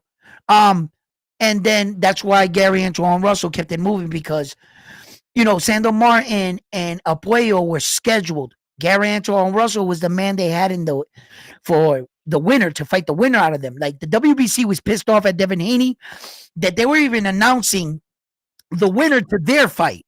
That's how far they were going with their belt in their threats to Devin Haney, right? So, because Devin Haney was the champion in recess, right? So, that fight with Sandor Martin and Puello fell through. It fell through. So, I think that's why Gary Antoine Russell took off to the WBA and said yes to Jose Valenzuela rather than fighting for the WBC. He said, fuck that. The WBC, y'all got too much shit going on here. You guys don't know whether you're coming or going. I'm going to go fight Jose Valenzuela with the WBA. That cut and dry. Business is cut and dry. You want to fight? You want to fight? Yep, yep, yep. Sign. And it's an easier fight to make because they're both in the Yeah. same And you're dealing with these guys, man, because you never know what you're going to get with the WBC. You truly don't. And talking about boxing companies, what's your take on Top Rank possibly joining the Zone? Well, it's not about them possibly joining the Zone. I already think they've already joined forces due to the Saudi Prince. The Saudi Prince made a contract with Ed Hearn. The Saudi Prince made a promotional contract with Top Rank, and he also made one with Golden Boy, which I put up on my channel. Golden Boy signed it. Bob Arum signed it. Ed Hearn signed it. Right? Yeah. So, Matchroom. Right. So, when you're talking about that, you already have one piece in place. Turki Ali-Sheikh is controlling them, which he'll get them to do what he wants because they're working with him. Not necessarily Matchroom and Bob Arum. God rest his soul. The man's like 100 years old, and he just keeps outliving us all, right? But he hasn't left yet, Oh man, God rest that man's soul, man. He's just an amazing staple for boxing. Whether you like or hate him, he is who he is, a boxing shark promoter. I expect nothing less from him. You know what I mean? That little old man is something else, right? A lot of but I think it's good for boxing when these guys actually work for each other, work with each other. I think it's good for boxing. I think it gives us the biggest boxing matches. And when both sides of the street don't make it a pissing contest about whose name is going to be in the center of the ring or on the T-shirts, or whose picture is going to be bigger in front of the building, things like that. And you can get over and past that. You can give us these big fights. So that's why I think that it's always good for business if they were really seriously to start working with each other. I'm in agreement with it. Definitely with that Riyadh season, with that 5v5 stuff. It's good stuff for boxing. Things need to change for the better.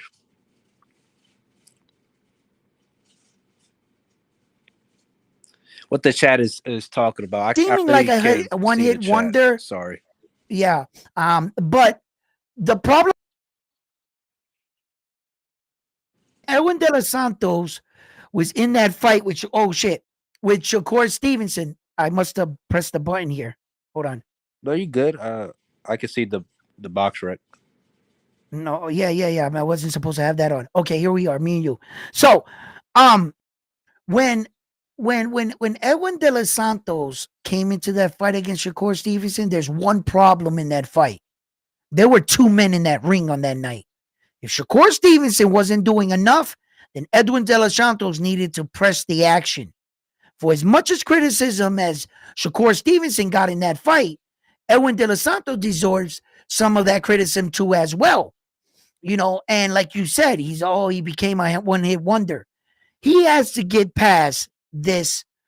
As athletes, sometimes we know we're good, we know we're great, but that baseball player that goes out there, that home run hitter, for like 2 months, he goes in a slump, striking out.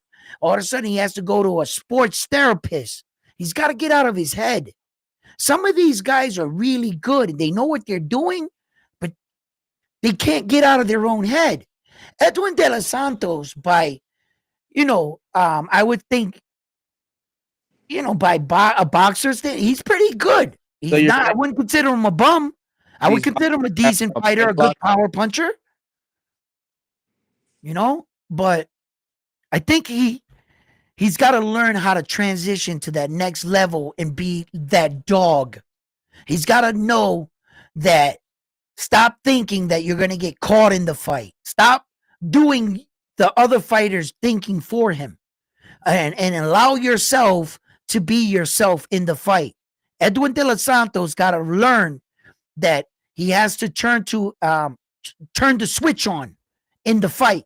You got to learn how to turn it on and go after these fighters and get these knockouts. And by not doing so, he's starting to get this criticism that he's not the fighter that we thought he was. I'm not on the point where I don't think that he was not the fighter that I thought he could be just yet. I'm probably one fight away from that. I'm giving him the benefit of the doubt. I would just like to see him. I've seen fighters in these situations, though, that they're a lot better than what you think. They're just something in their head, man. They're just not It's like a mind block. initiating it. Yeah. And I've seen a lot of great athletes go through things like this in sports. And they have to go to sports therapy things and, figure out what the problem is why you're not pulling the trigger. We know you can pull the trigger. You're a great fighter, but why aren't you doing it? And another thing is good. Another thing, inactivity. Edwin De Los Santos have not been Yes. fighting after Shakur. Like that's a bad thing. Inactivity. Yeah. I don't think a fighter You're should not going to just get fight. any better by sitting on the couch. Yeah, I don't think a fighter should fight one time a year. I think he should fight minimum 2 years, but I prefer 3 years. And that's the thing. See, there's the difference. There's the difference right here. You see? Ryo didn't cry. He dusted himself off and got back up, and now he's champion. That's a comment, right? That's a great point. And it's a good point. You see, Ryo never took time off his loss. He kept getting better. He kept staying the course. He went with Chris Colbert and even caught another loss, came back and run it back. And he kept being available. When they gave him that phone call, he was ready. He took the fight at 140, moved up. Now he's champion. And that Edwin De Los Santos, where is he at? On his couch watching Jose Valenzuela beat him to what they want. Most important and all, it's a world title. And he has to watch him. Why? He's staying active. So sometimes it is up to these fighters. It is up to these fighters to get these fights. And, just like Isa Pitbull Cruz is another fighter. He wanted that Tank Dave Davis rematch. He wanted it, but he stayed active. He stayed there. Then all of a sudden, Rolly gave him a shot at the belt and opened the door for him. Look, the young man, Isa Pitbull Cruz, he was only champion for a short while, but I can guarantee you one thing. No one can take that away from him. You know what I mean? Yeah. So, Hannah says he got robbed in the Chris Colbert knockout. Yeah, we all know that, Hannah. Yep. Yeah, U.S. Boxing. Edwin De Los Santos still stopped him. Yeah, he still stopped him, but it was just a kid version of Jose. He was a young man in that time. I can honestly say that the fighter that fought Edwin De Los Santos, Jose Valenzuela at that time, is a much different fighter than what he is today. Can we at least agree to that? U.S. Boxing #1. When you keep saying that Edwin De Los Santos did stop him, yeah, I'm in agreement with you on that, yes. But I still think that Jose has gotten better throughout the fights. And can you say that about Edwin De Los Santos? Isn't the saying goes, once a champion, always a champion? No, you're always a champion once you're a champion. You are always a champion. I don't care if you lose your belt. There's nobody in the world can take that away from you. Amongst champions in the locker rooms, right? We have this unwritten rule. It's not really a rule in boxing. You're not actually a champion until you defend your belt. It's one thing to win the belt as a champion, but amongst champions, Once you defend your belt just once, that's a done deal.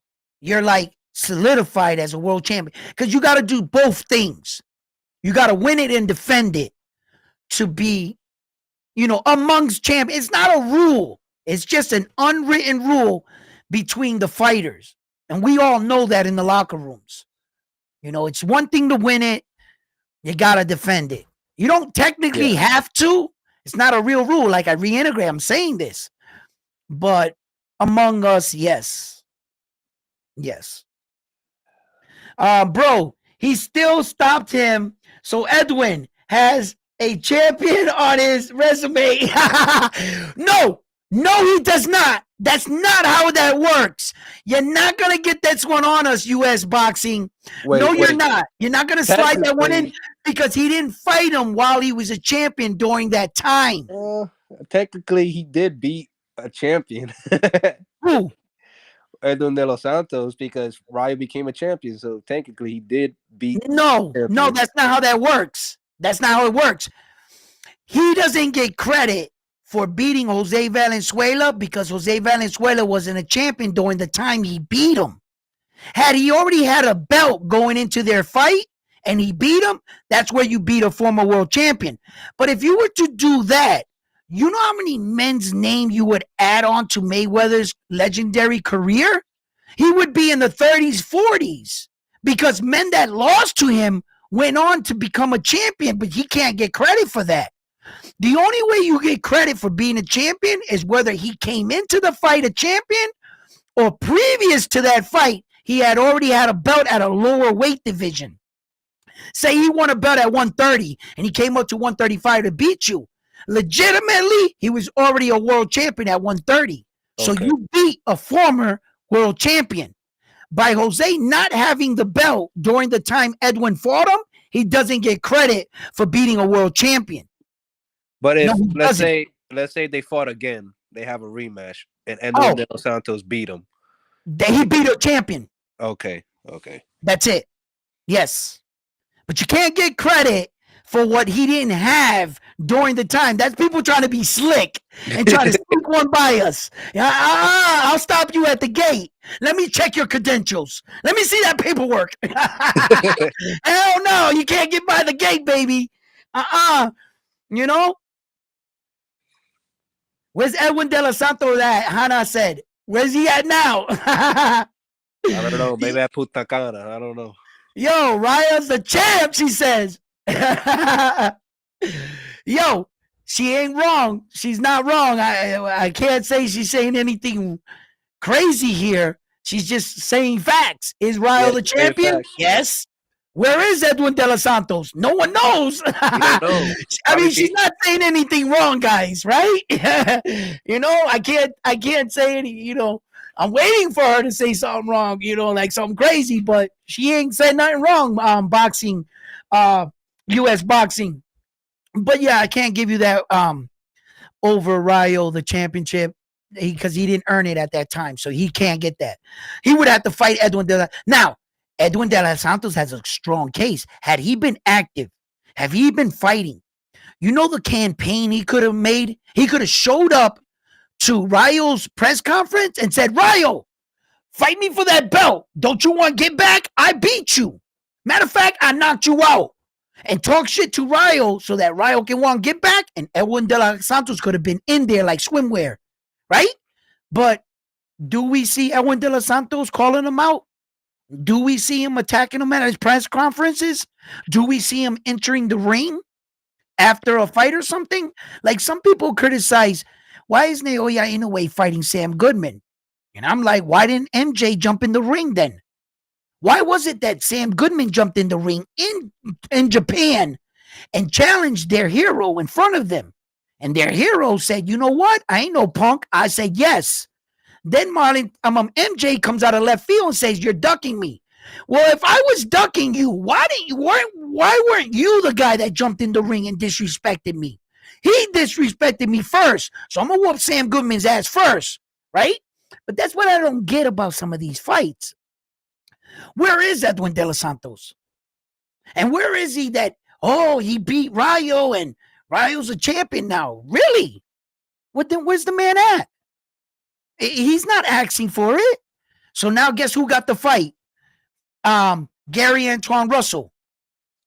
When a good fight, a good storyline would have been a rematch fight between Jose Valenzuela and Edwin De Los Santos, and I would have welcomed that fight Yeah. because it would have. But now Gantry Antoine Russell's getting it. So although we like some of these fighters, we gotta question what the hell are they doing? Yeah, inactivity kills. I keep saying it. It kills, It bro. kills.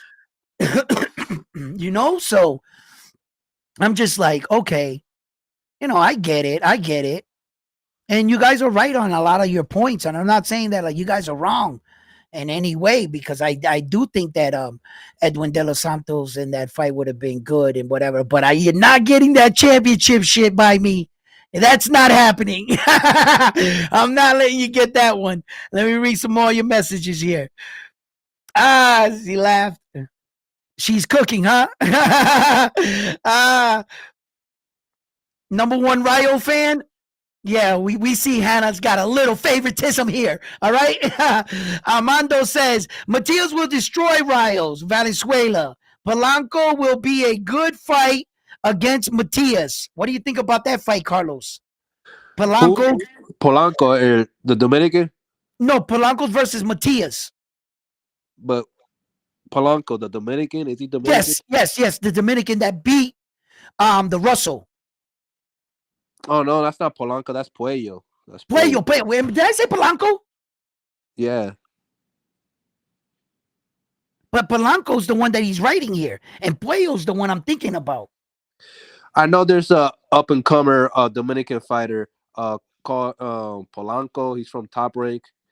There's a Yeah, I lot know of him. there's a lot of good Dominican fighters coming up. You got Elvis Bronco. Rodriguez, Polanco.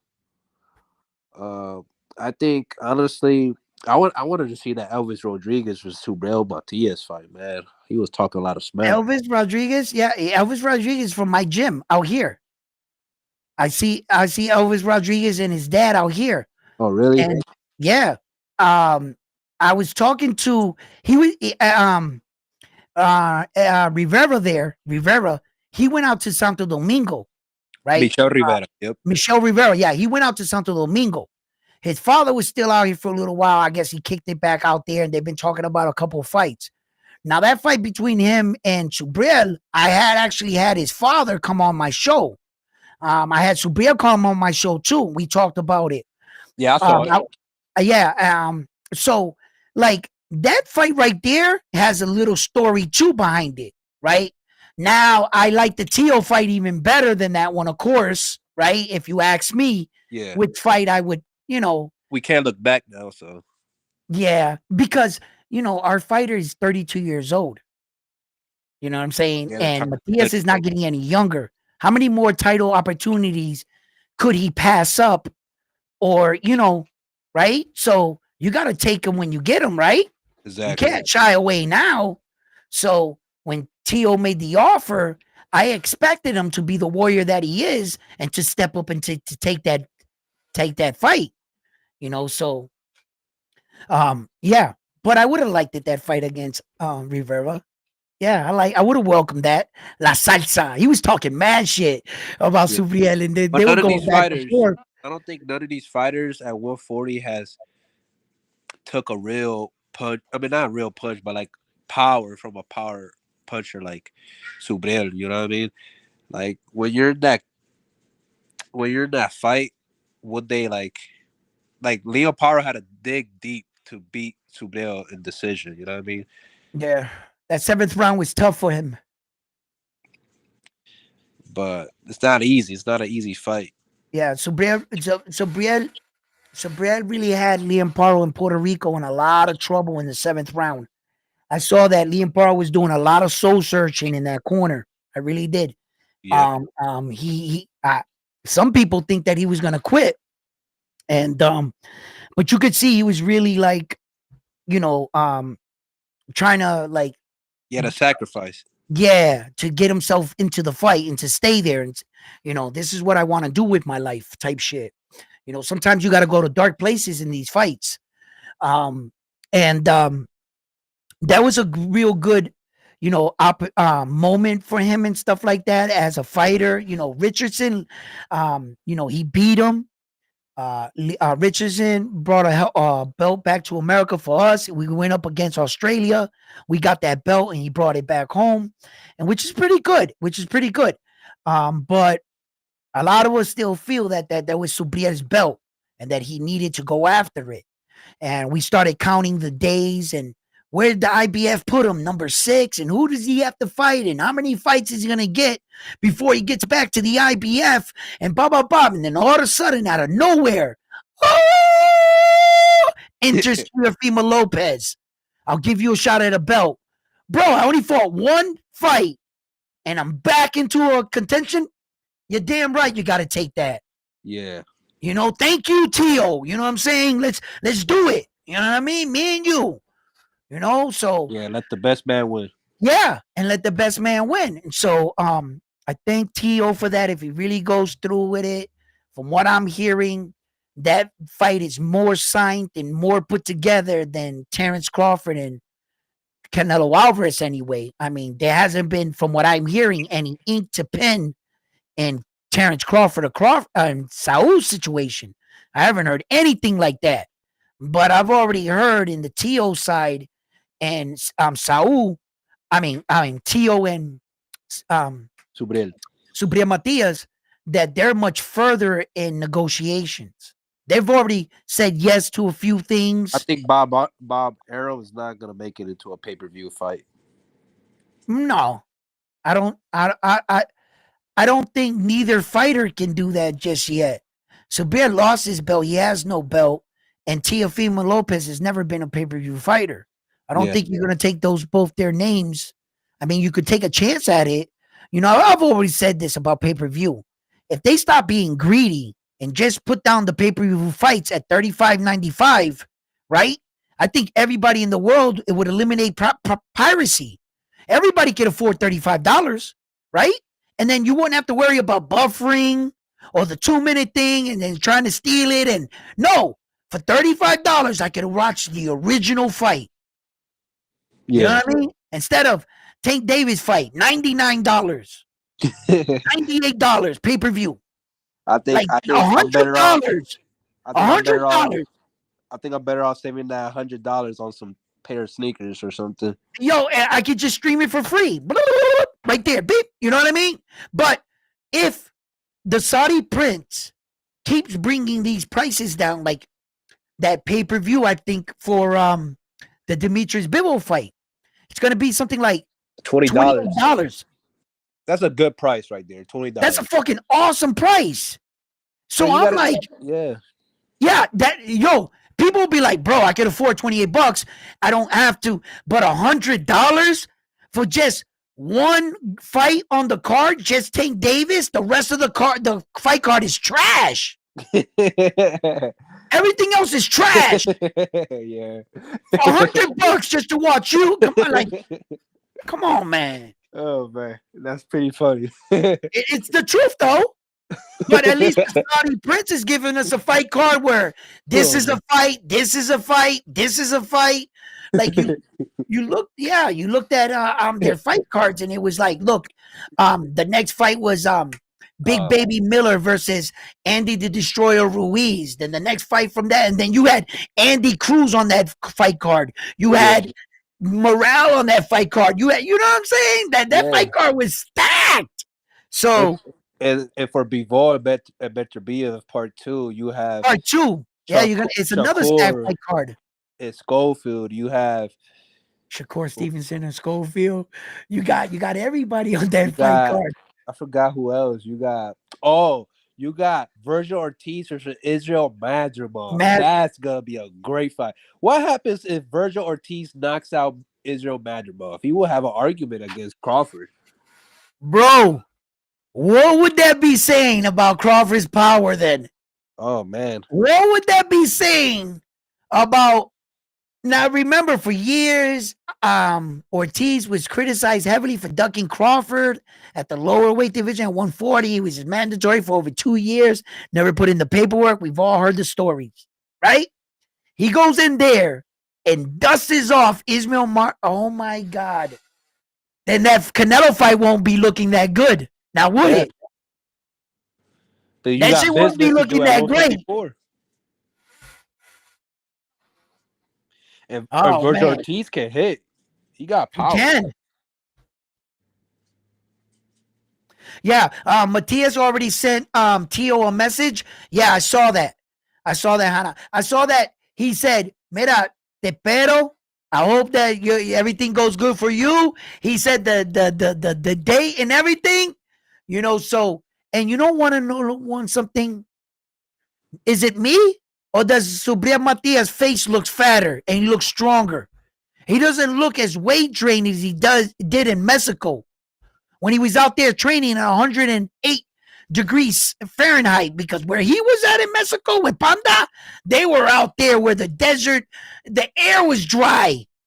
They were way out there in Mexico. In the Like mountains. yeah. So Brienne looks stronger, and there's no 10-pound there's a 12-pound for the WBA now, which the WBA now, for all you fighting fans that are might not be aware of this, I believe that the first fight was actually the Tank Davis Frank Martin, where that the fans criticized Tank Davis for putting through a rehydration clause, and Tank said, "No, it's not me this time. It's the WBA initiating this."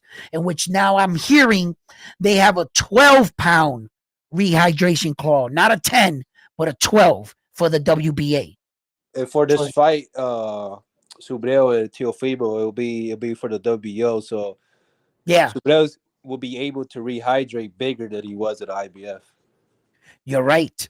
You're right. You're right. You're right. So this is not a WBA match neither. It's a WBO, and he'll make weight at 140. He'll make 139 and rehydrate up maybe 156.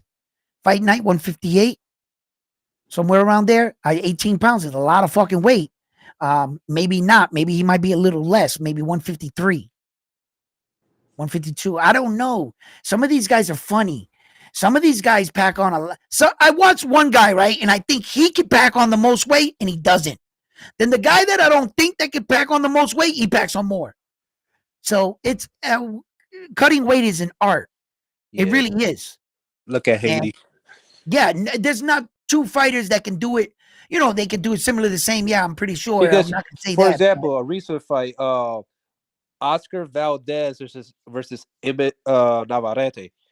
Dude, Yep. Navarrete had the chichos. He had the jelly rolls, and he looked bigger than Oscar Valdez. Way bigger. He was just a bigger fighter. He was Yeah, probably like 140, probably 150 pounds that night. at least. And that fight is scheduled at 130, right? That fight already happened at 130. Yep. Yeah, it was scheduled at 130 though on fight night. Yep. Right. And look at the weight they're coming in on fight night. Look how big Navarrete was. Some of these guys can cut a lot of weight, bro. But They're then just fighting smaller guys. Navarrete, his power doesn't translate at 135. See that? That's weird. I don't know with Navarrete. Navarrete is the type of fighter that never has a game plan. His fighting style is basically let nature take its course. Yeah, he's really awkward. Navarrete, yeah, Navarrete kind of fights the way you're fighting him. As we can see, when we put another awkward style in against Navarrete, it doesn't look as good when he fought like another awkward style, like a Nick Ball and stuff like that. And, it is not going to look as good. One guy got to be stylistic like Oscar, and he's got to bring in his wild, crazy man, Navarrete, his style into the equation. Yeah. You know You what fight can't Top both Rank be like is gonna make? Navarrete. I think Top Rank is gonna make Rafael Espinosa and Navarrete at 130. I think Rafael Espinosa is gonna jump up from 126 to 130 and I challenge know. Navarrete. How long can he make him and his skeleton? How much can they make? 120. Yo, 6'1", 126 pounds. Jesus Christ. I don't remember the last time I weighed 126 pounds in my life. Yeah, me either. Yep, that's crazy. I think Tito Trinidad was surprised, was amazed. He was like, "You're 6'1" and 126 pounds." That's an anomaly right there. And you know, And Tito I've trained never at like seen five anything or eleven. heard anything like that in the sport of boxing in my life. And I thought Sebastian Fedora was a problem, but he was in a high weight division where you could see. I mean, 6'6" is still Yeah, he's big. still a I was freak. like, He's still a shit, freak for yeah. He's like 6'6" at 154. Man, I weigh more than 154. I'm like, man, this dude. that's crazy. Yo, you start the fight with Sebastian Fedora. They're like round one, and he jabs you, pow, and you're still in your corner. You're like, what the fuck, bro? You haven't even left your corner. He hit you from the other side of the ring. That's how long he is. He just Yeah, them type of fighters, Fedora and Rafael Espinosa, is like you create your fighters in a video game. You want to have yeah. You all want the to cheat?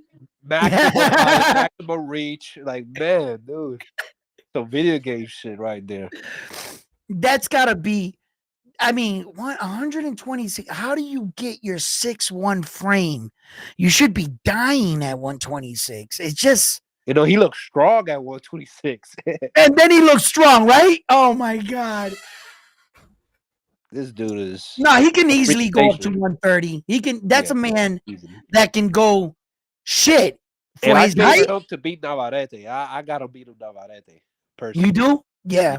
I think he's a more of a volume puncher. Espinoza showed that when he made his title defense, and even controversy aside with the elbows and everything, the first fight was a real back and forth affair. A lot of punches were thrown. Espinoza seemed to get a second win in the fight, and he really started to get confidence once he started seeing Robesi's output start to deteriorate. He landed some big shots, and he could see Robesi was hurt. There's no other person in the world but you sharing the ring with the person that can make that kind of read better than any of us at home watching, because he's literally in the ring with him.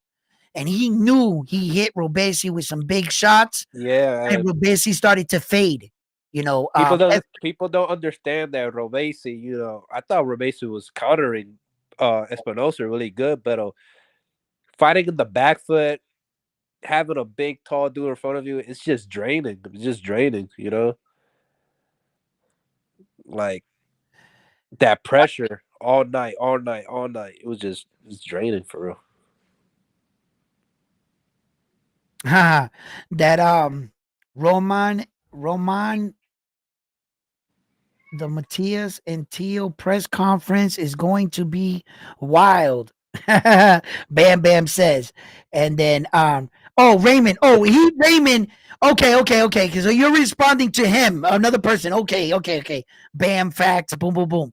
Okay. Kind of had me confused. I wasn't reading everything. I should have went up higher on the messages. I have Marta check for the win versus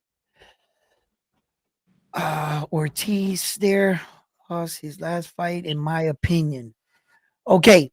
Ismail Madacek against Virgil Ortiz. Yeah, Magic Ball. And he's saying that Virgil Ortiz, in his opinion, lost his last fight. How do you Yeah. see him coming in against Ismail? You I want don't my know how you opinion? can knock a guy down twice. That was a And close fight though. yeah, but that's 2-10-8 rounds. No matter what, you got to give me. But I can make an argument with that Sergey Boachuk fight and that Virgil Ortiz fight.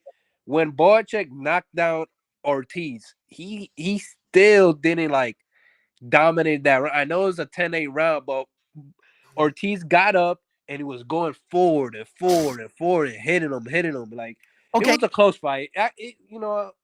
Was it split decision? Was it a split decision or a majority decision? I forgot how that fight ended.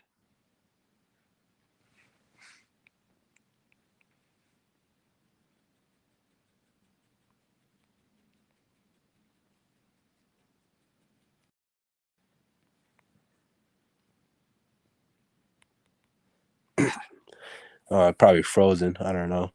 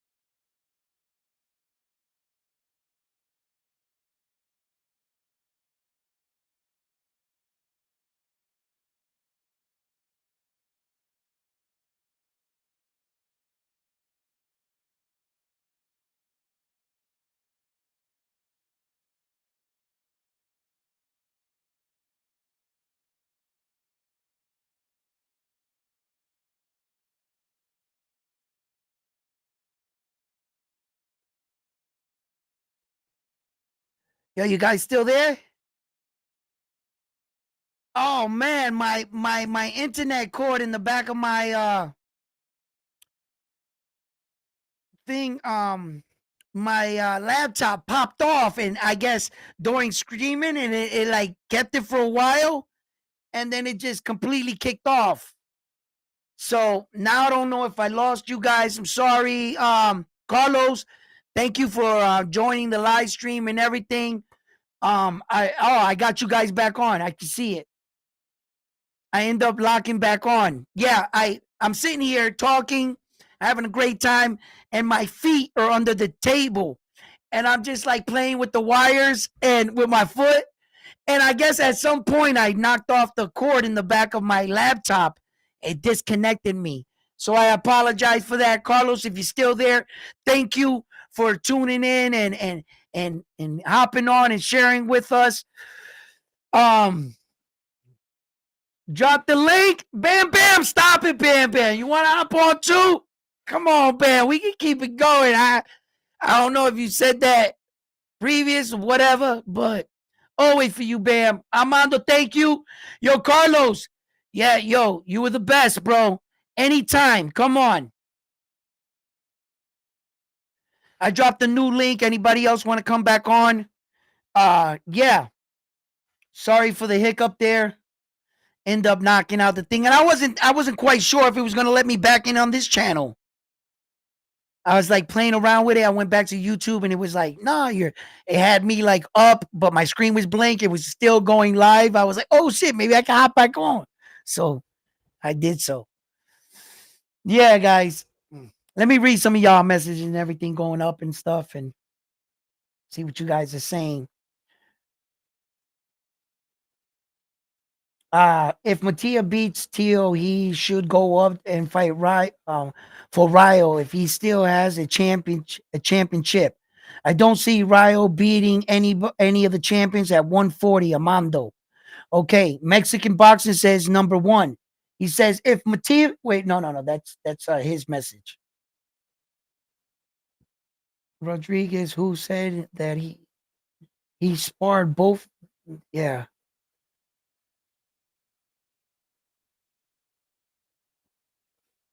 I never heard about that. Mata checks isn't too much for Virgil going be hitting him all night till he stops him. You think so? You think so, huh? He gonna be hitting him all night until he stops him? Matias looks good and ready, waiting for Teal's disrespect. Yeah. Guard will be best, Rallo. Okay. So in that case, Matias versus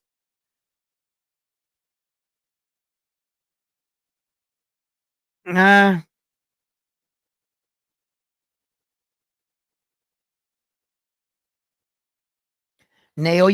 Inoue versus Espinoza.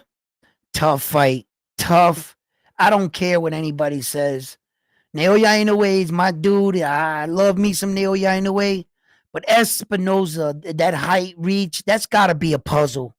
It has to be. It has to be. There's ways around it. As you can see, Robersi dropped him in the first fight. He had him hurt.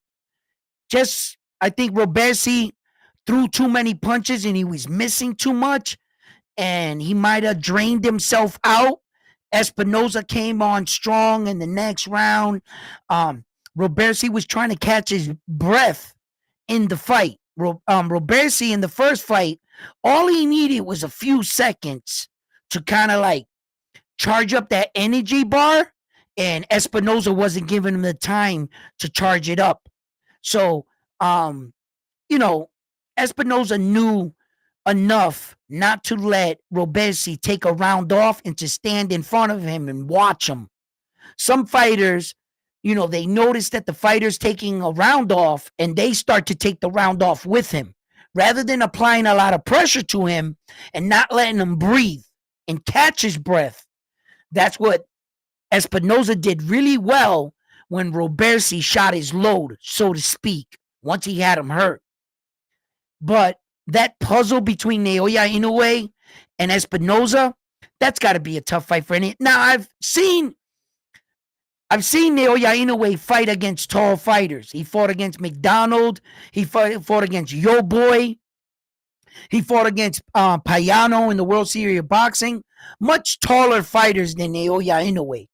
And Inoue seemed to knock out taller fighters better than fighters his height. His record right now against taller fighters, he knocked them. Everybody that Naoya Inoue was much shorter than, he knocked them all out. So his record against taller fighters is all knockouts. So yeah. I mean, there's only been 3 fighters that went the distance with Naoya Inoue, for God's sakes. He has 28 fights, 25 ways by knockouts. That makes 3 guys that went the distance with him in his career. Not many men have seen the final bell with Naoya Inoue. He's truly a remarkable puncher. When you talk about his power translating throughout the weight divisions, I think I got to stop saying that. Because now it's just like, no, that he was born with that power. That was God-given right there. His power is going everywhere he goes. He came from 108. This is 5 weight divisions later. 5. He's at 126. I know he only has belts in 4 because he jumped over 1 weight division, but that's still 5 weight divisions. And he's cracking just great. I mean, that knockout that he did to Stephen Kubo Fulton, that was frightening. And then Stephen Kubo Fulton got up and he brutalized him in that corner. He hit Marlon Tapales through the guard. Marlon Tapales partially blocked that punch that came in, and he still couldn't take it. His brain was rattling. He was like on the ground. Did you see how he knocked out Luis Pantera Nari? I mean, no, he didn't kick his arm back. He like 1.5 inch punched him right off the rope. He went, and in the violent nature that man just, and his mouthpiece, the picture, the image of him trying to get it together. Luis Pantera Nari had no idea where he was. He was still asking for 4 more lumps to his coffee. And how many lumps you want? Let me get 4. Let me get 4 more. He had no idea where he was. He was in La La Land. So I know Naoya Inoue's power is going to translate. It's not like Teofimo Lopez. Like, we haven't seen his power show up. We saw Terence Crawford move up 1. And now, when we see Ismail Makhachev fight against Virgil Ortiz, and my man had a good point. Carlos, he said, what if Virgil Ortiz goes out there and wipes down Ismail? What would that say about Terence Crawford? So I guess a lot of our expectations can ride on other fights. You know, I don't want to be that guy all the time. Styles makes fights, but boy, do styles make fights. Not any of these fighters have a particular style that is so that no other fighter has seen. Basically, these are top boxers at this point. Virgil Ortiz, I would say he's a boxer, counter puncher for the most part. He's got good crack to his punch. He's got good speed. He's got pretty good speed, Virgil. He's a smart fighter. His defense is not the best, Virgil's, and his decision making is not the best for his ring IQ. It's not the best. But he is strong in other areas, Virgil. Ismail Makhachev seems to have a great ring awareness. He knows not to do too much, but he has to do a little bit more to win at this level.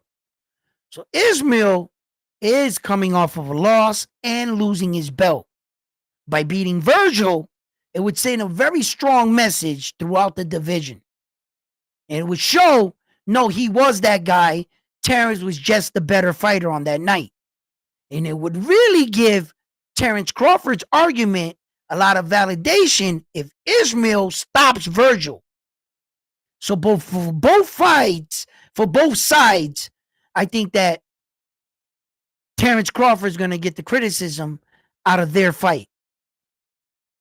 And that's where we're going to judge a measuring stick for whether or not we believe Terence Crawford can go up to 168 and fight Saul Alvarez. And I think that their fight is going to be the measuring stick that they're going to try to use to push that out, depending on how that fight goes. Yes. Yes, you're absolutely going to hear some shit about that. Yeah.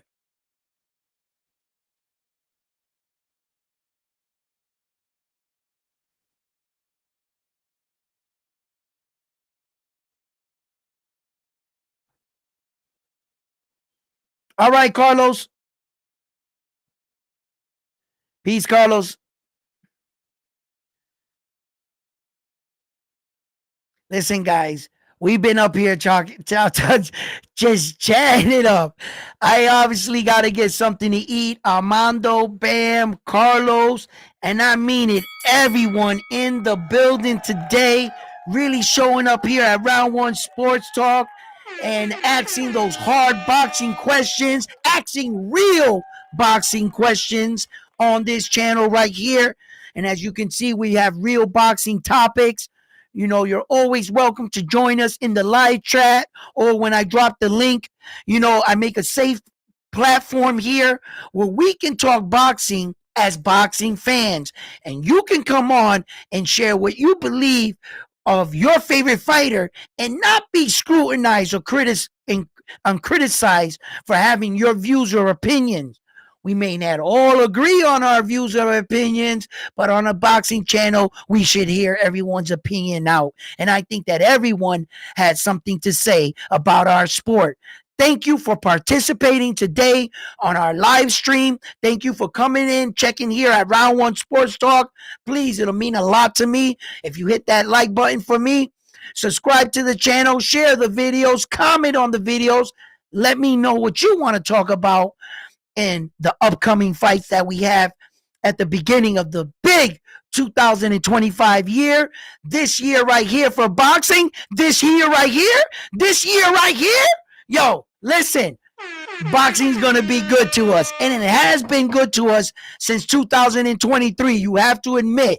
It's gotten a lot of boxing fans back tuned in, and I'm falling back in love with the sport. We have a lot of great fighters. So tune in with me here at Round One Sports Talk, where we talk about boxing news. So like always, I'm on to the next one. After this one, here at Round One Sports Talk, give yourselves a round of applause. And where do all fights start? Round one. Love yourselves. See you tomorrow. Peace.